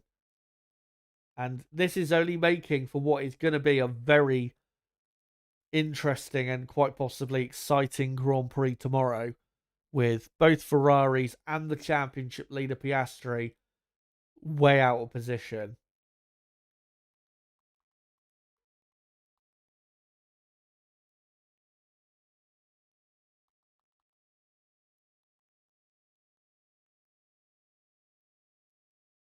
And we'll see when we do eventually get back underway. But yeah, this session, by the time it finishes, it's going to be about 2 hours. And here's Max Verstappen. Did he commit a red flag infringement? Red flag or red light came on. And yeah, so he should get away with that because Antonelli did.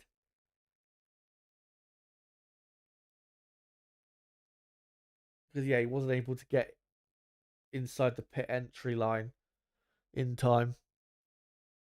So he should be okay. And there you go, green flag, track is clear. So we might get underway a bit quicker here. But we've got 3 minutes and 41 seconds left on the clock.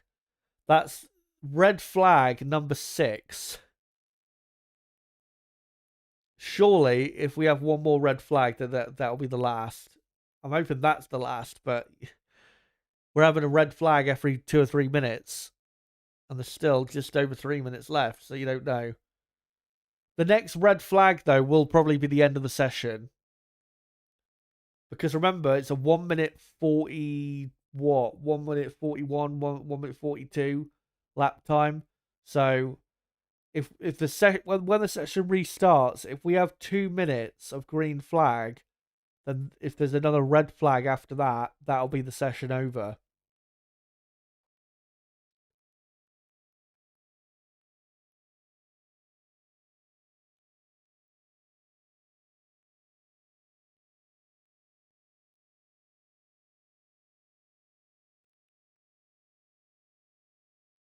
Sarah Garrett says, didn't Piastri set a time though? Or did track limits delete it? No, he hasn't set a time. I think actually Leclerc might actually be starting ahead of Piastri because Leclerc completed the first sector on his timed run when Piastri didn't. So I think it might actually be Leclerc 9th, Piastri 10th. So even worse, Piastri's not only going to be starting at the back end of the top 10, he's got a Ferrari immediately to contend with, whilst also passing the slower cars of, Tsunoda, the Racing Bulls, and Sainz. So it's going to be a really tricky race tomorrow, as it is now lightly raining again whilst the sun is out. What an absolutely crazy day in Baku.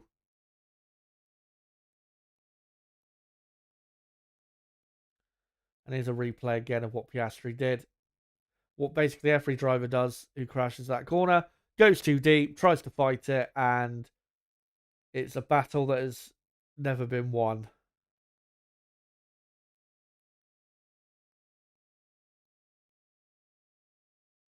And yeah, that could be a massive error.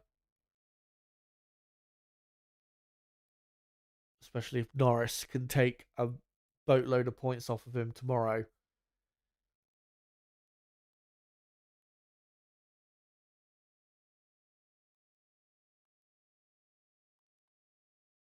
We will see. But, I mean, there's still 3 minutes to go. Lando Norris could still make a mistake. Max Verstappen could. You just don't know.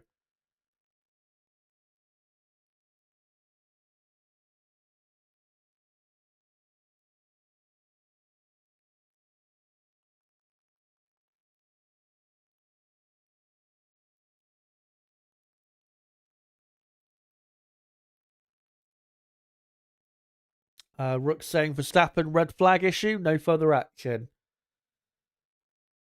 Which is good for the entertainment side.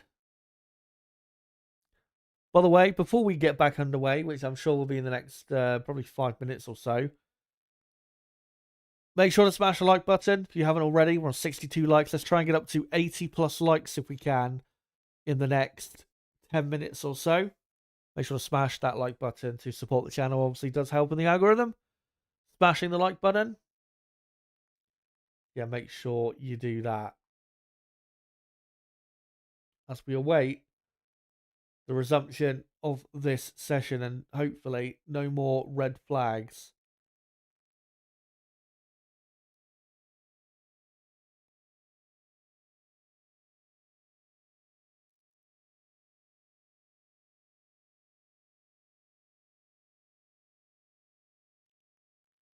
But still, we await as to when we will officially get back underway.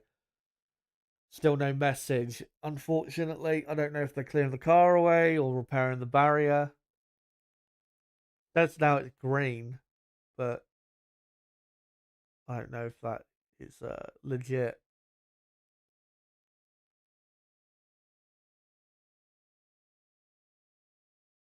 as the marshals still dancing around.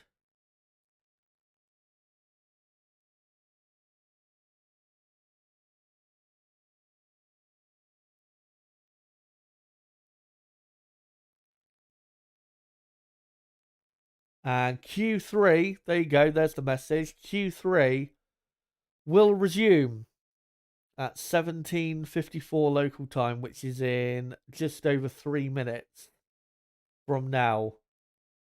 And hopefully this will be the last resumption and we can finish the rest of this session and see who will take pole in Baku. As it looks like Williams are going to release Carlos Sainz and get him up the order in terms of the cars being released from the pit lane. And no, don't rub your eyes. Carlos Sainz is indeed on provisional pole with 3 minutes and 41 seconds to go. But surely he will not hold on to it. Max Verstappen, though, with the lap he was doing on the medium, he was actually slower than Sainz after the first 2 sectors. So Max probably would have gone quicker than Sainz, but not by much.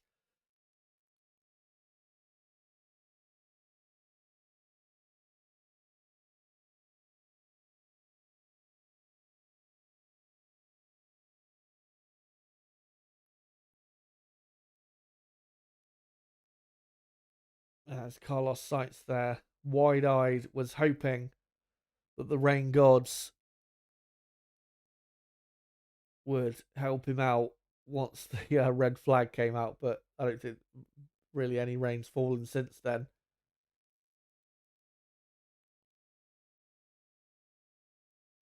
As we've got, I think, another 90 seconds until we are back underway.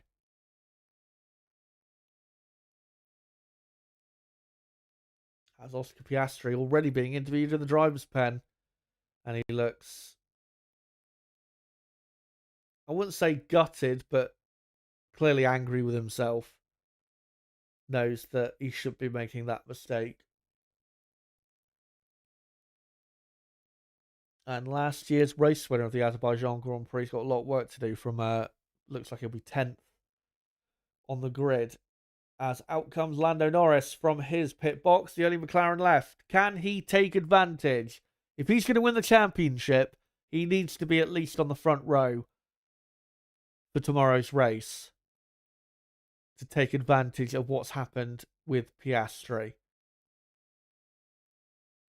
Out comes Carlos Sainz, and he's going to go for it on the mediums. Williams committed to that strategy. As out comes all the cars. Max Verstappen is coming out on soft tyres. Remember, there are 2 Red Bulls in this session. Yuki Tsunoda made it through. We've barely seen any of him, though.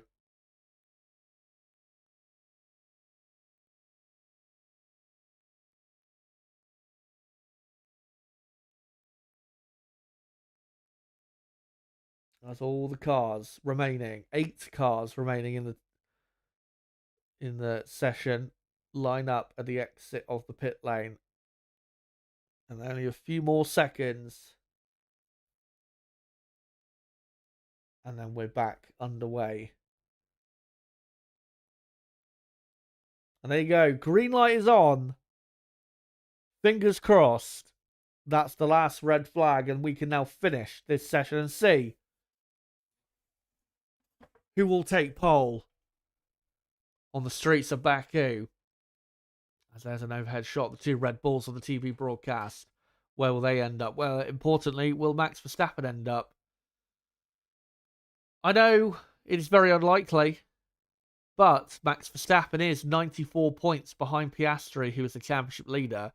If Max was to win this race and Piastri doesn't finish on the podium, that gap would go down significantly, maybe to 80 points or just under. Again, not saying he's going to win the championship, but would at least give us an extra little talking point. As I've missed a syncing up point. So, sorry about that. So, I'll sync up the timer at the 2-minute mark. But yeah. Also, yeah, a bit of a chance for Max Verstappen as well if he has any hopes of somehow winning his 5th World Championship, which would be probably the greatest championship comeback we've seen in Formula One, given that he was easily over 100 points behind, I think, a few races ago. As that is George Russell going around the outside of Carlos Sainz and overtaking him. Sainz reporting on the radio. I think he'll get away with that, Russell. I don't think he'll get a penalty for that. And there you go. 2 minutes remaining qualifying. Let's find out who will take pole.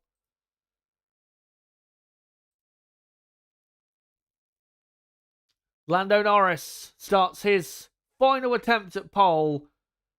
Through turn 1 he goes. Brilliant turn 1. The McLaren really sharp on the front end. Now into turn 2. Looks good through there. Obviously still quite a few corners to go until the first sector time beam. As into turn 3. Goes past the site where his teammate put it in the wall. Turn 4. Turned in a bit too early there. Clipped a bit of curb.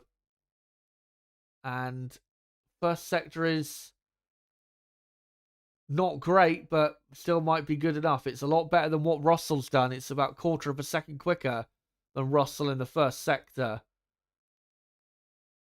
As Norris now through into the castle section. And looked very good through there. Going to be hard to beat, this McLaren. As flat out down to turn 15 where Leclerc put it in the barrier. And Norris, oh, he hits the barrier on the exit. Does he get away with it? I think he might have, but Max Verstappen has done the best first sector of all. As Lando Norris he's continuing on. I'm not sure if he's got a puncture, but he's very lucky if he hasn't got a puncture. And that could cost Lando dearly. As Lando, DRS open, down to the start-finish line. He goes slower than Sainz by 6/10.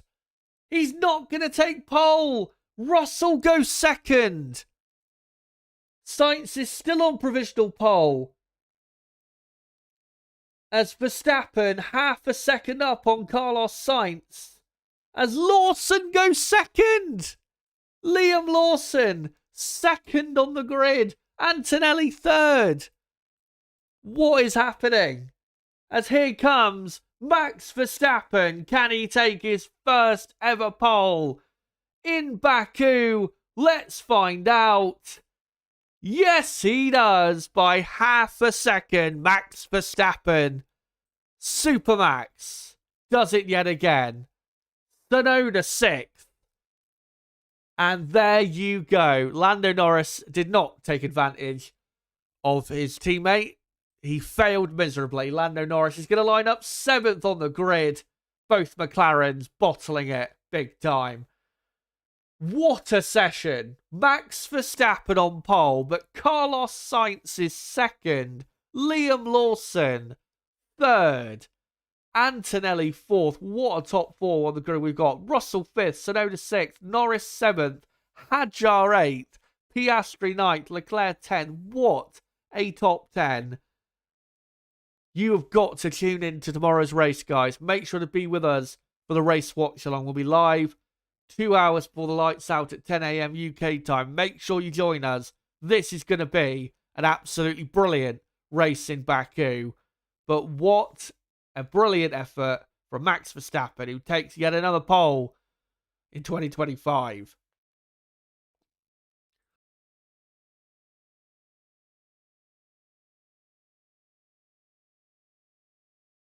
And maybe, if all these drivers keep messing up, maybe he can still win the championship. Absolutely mental.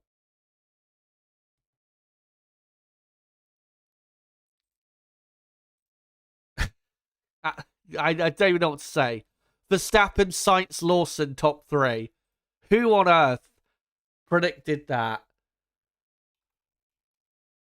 Anyway, let me ask you guys, who is your driver of the day for qualifying in Baku?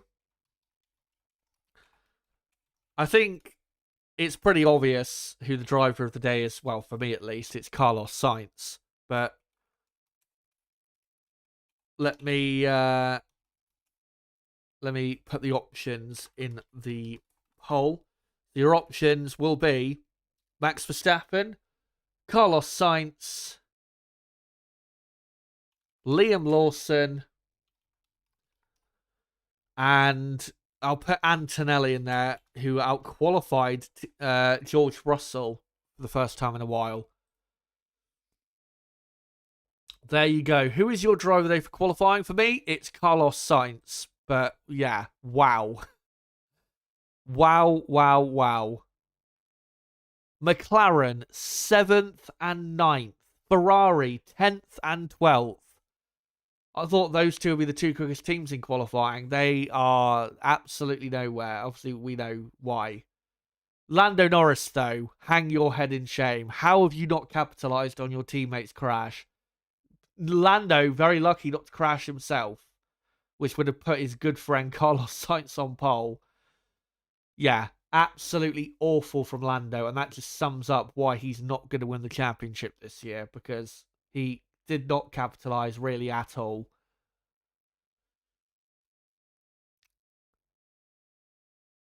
But it will be Max Verstappen lining up on pole, and given the shape, or not the shape, the makeup of the grid in terms of who is where on the grid, Max Verstappen has to win tomorrow's race. There is no one out there that can stop him. McLaren are too far back. Ferrari are too far back. So Max has got to win tomorrow. And if he does, and again, if he wins and Piastri isn't on the podium, that gap comes down to what? At least 81 points, maybe even just under 80 points, and could get interesting on the championship side with Max thrown into the mix, even though still very, very unlikely, I must add, that it is that Max Verstappen is going to win the championship. But you never know. He's clearly miles better than the two championship contenders, but it's just the pace of the car. Yeah, replay of what Lando did at turn 15. He did well to avoid going fully into the barrier, but still. Awful.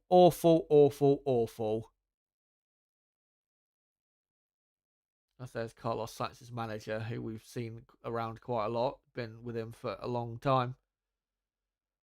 Carlos has been in Formula 1 10 years now. This is his 5th different team. Been with Toro Rosso, Renault, McLaren, Ferrari, and now Williams. And finally,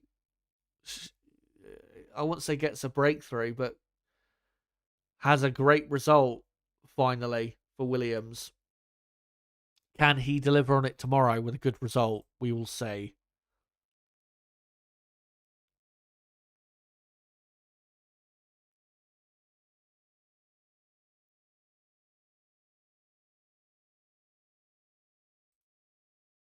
But I'll let you guys vote in the poll. I will be obviously finishing the stream in the next few minutes, because obviously I've gone live, been live for quite a while, for 3.5 hours now, I think. But I'll just wait for you guys to cast your votes in the poll. I'll give it another couple minutes or so, and let me know who you think driver of the day is. And like I said, make sure to join us tomorrow for the race watch along. You do not want to miss this.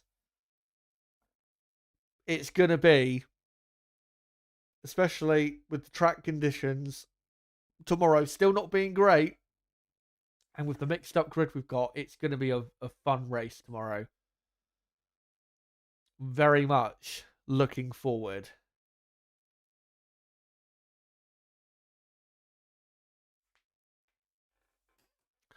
Let me see if I can read out a final couple comments.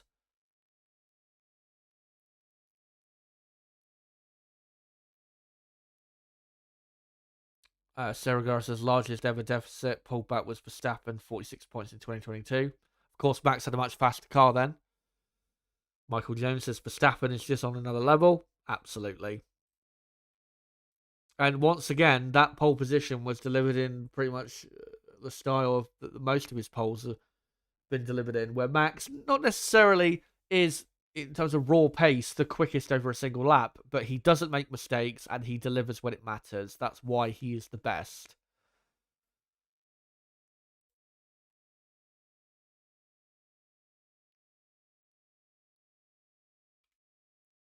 Mango Guy saying epic qualifying, absolutely. Could be quite possibly the best qualifying we've ever had in Baku, despite all the delays.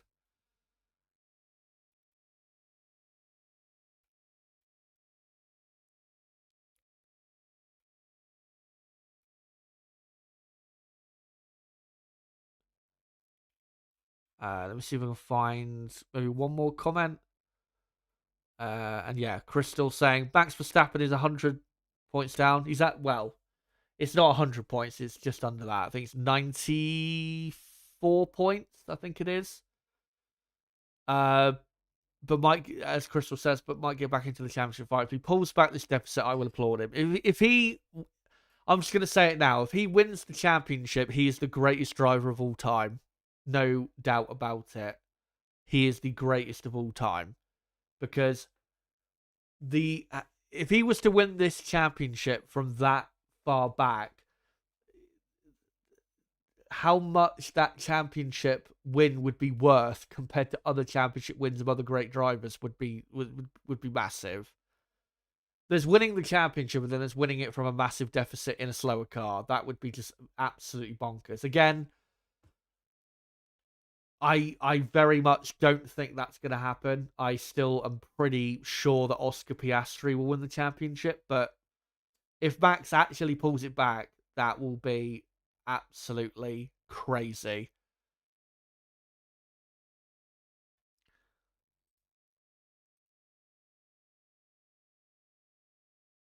But who knows what will happen for the rest of the season? Who knows what will happen tomorrow? This is what's happened today. Who knows just what crazy stuff could go on tomorrow?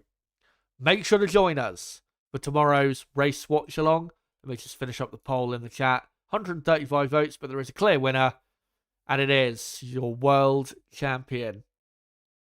136 votes on who is your driver of the day for qualifying. 73% of the vote goes to Max Verstappen, 21% for Carlos Sainz, 4% for Lawson, and 2% for Kimi Antonelli.